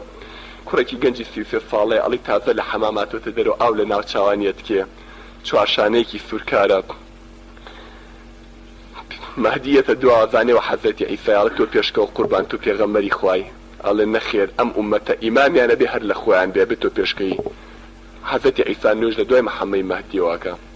پێغەمبەر صلی الله علیه و سلم فەرمێ ئەم ئومەتەی من پیاوی وای تایە عیسا نوێژی لە دواواکات. ئەیتر دەجالیش خۆی باش ئەزانێ مەسیری چییە بێت لەگەڵ ئەزانێ ئەوە عیسایە هاتۆتە خوار و کوشتنی لەسەر دەستیوا بێ خۆی ڕائەکات لەگەڵ ڕائەکات حەزەتی عیسا شوێنیەکەوێ حربەیەکی پێ سیلاحێکی پێ کە خوای یاوێتی لەگەڵ خوای هێناوێتی خوارەوە لەسەر ئەرزان لەو نوع سیلاحە نییە. دەجال ڕائەکە شوێنی ئەکەوێ لە ئیبن ماجە لە حەدیثی صحیحە تایەتی ئەڵێن لە دەرگای لەد لە بابل لەد لە سووریا لە شام ئەیگرێت لەوێ ئەیگرێت ئەیکوژێت ئەڵێ لەگەڵ دەجال بینی لە دوورەوە وەکو چۆن سەهۆڵ لە بەرهەتاوەتێتەوە خوێنە ئاواتێتەوە بەس بەبینینەکەی ئەتوێتەوە ئەڵێ بەس حەزەتی عیسا مۆڵەتی نایڵە مەلعون بەتمای خۆ بمری ئەبێ ئیلا بەدەستی من کوژدەی لێ بۆ حربەیە ئەیکوژێت ئالەویا فیتنەی دەجال کۆتاییەت. اینجا مەملەکەتی جوولەکە بیفانە پەرش و بڵاوە بێ دەوڵەتە عالەمیەکەی ئومە متحیدەکەی هەڵەوەشێت اینجا ئیسلام حکمی دنیا ئەکا غەزای ئیسلامی بە هەموو لایەکە شەرق و غەربا دەست پێ ئەکا هەموو ئەوروپا ئەگیرێت. پێغەمبەر صلی الله علیه و سلم فەرمێ شارەکەی پاپاش ئەگیرێت هی ڤاتیکان ڕۆما عاصمەی ئیتالیا کە تا ئیسا کەس نەیتوانێ بچێ بیگرێ ئەفەرمێ موسڵمانەکان لە آخر زمانە ئەوێژەگرن هل سمعتم بمدينة اسمها الرومية نصفها في البر ونصفها في البحر ألا إنه سوف يفتحها أصابة من أمتهم خير أهل الأرض أفرمي لآخر زمانة جماعات لو متكي من أجر زقاركا أيتر حكم الدنيا قرأتوا بو إسلام في غمصة صلى حتى ملكة كان هندستان وأفريقيا بكلف شكراوية هنا بدمي محمي مهدي نو دانا صال يا حود دانا صال حكمكات في غمصة صلى أجر كم حكم كان حود أجر زور حكم كان نو لدوای محەممەدی مادی اینجا حەزەتی عیسا خۆی حکمەکە 40 دانە ساڵ لەسەر ئەرزا حکمەکە ژنیانێ مناڵیشی ئەبێ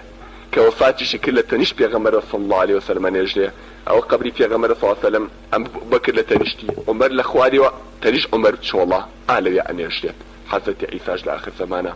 ئەتر حکمی ئیسلام ئەگەڕێتەوە بۆ سەرانسەری ئەرز و خوای تبارك وتعالى سر لن رحمتي خويا رجته بس ارزا افرمي عمر دريجه به جيان خوش بيته خلق طاول لخفت ومصيبته كفر نجاتي انا به افرمي الزمان من خوش بيته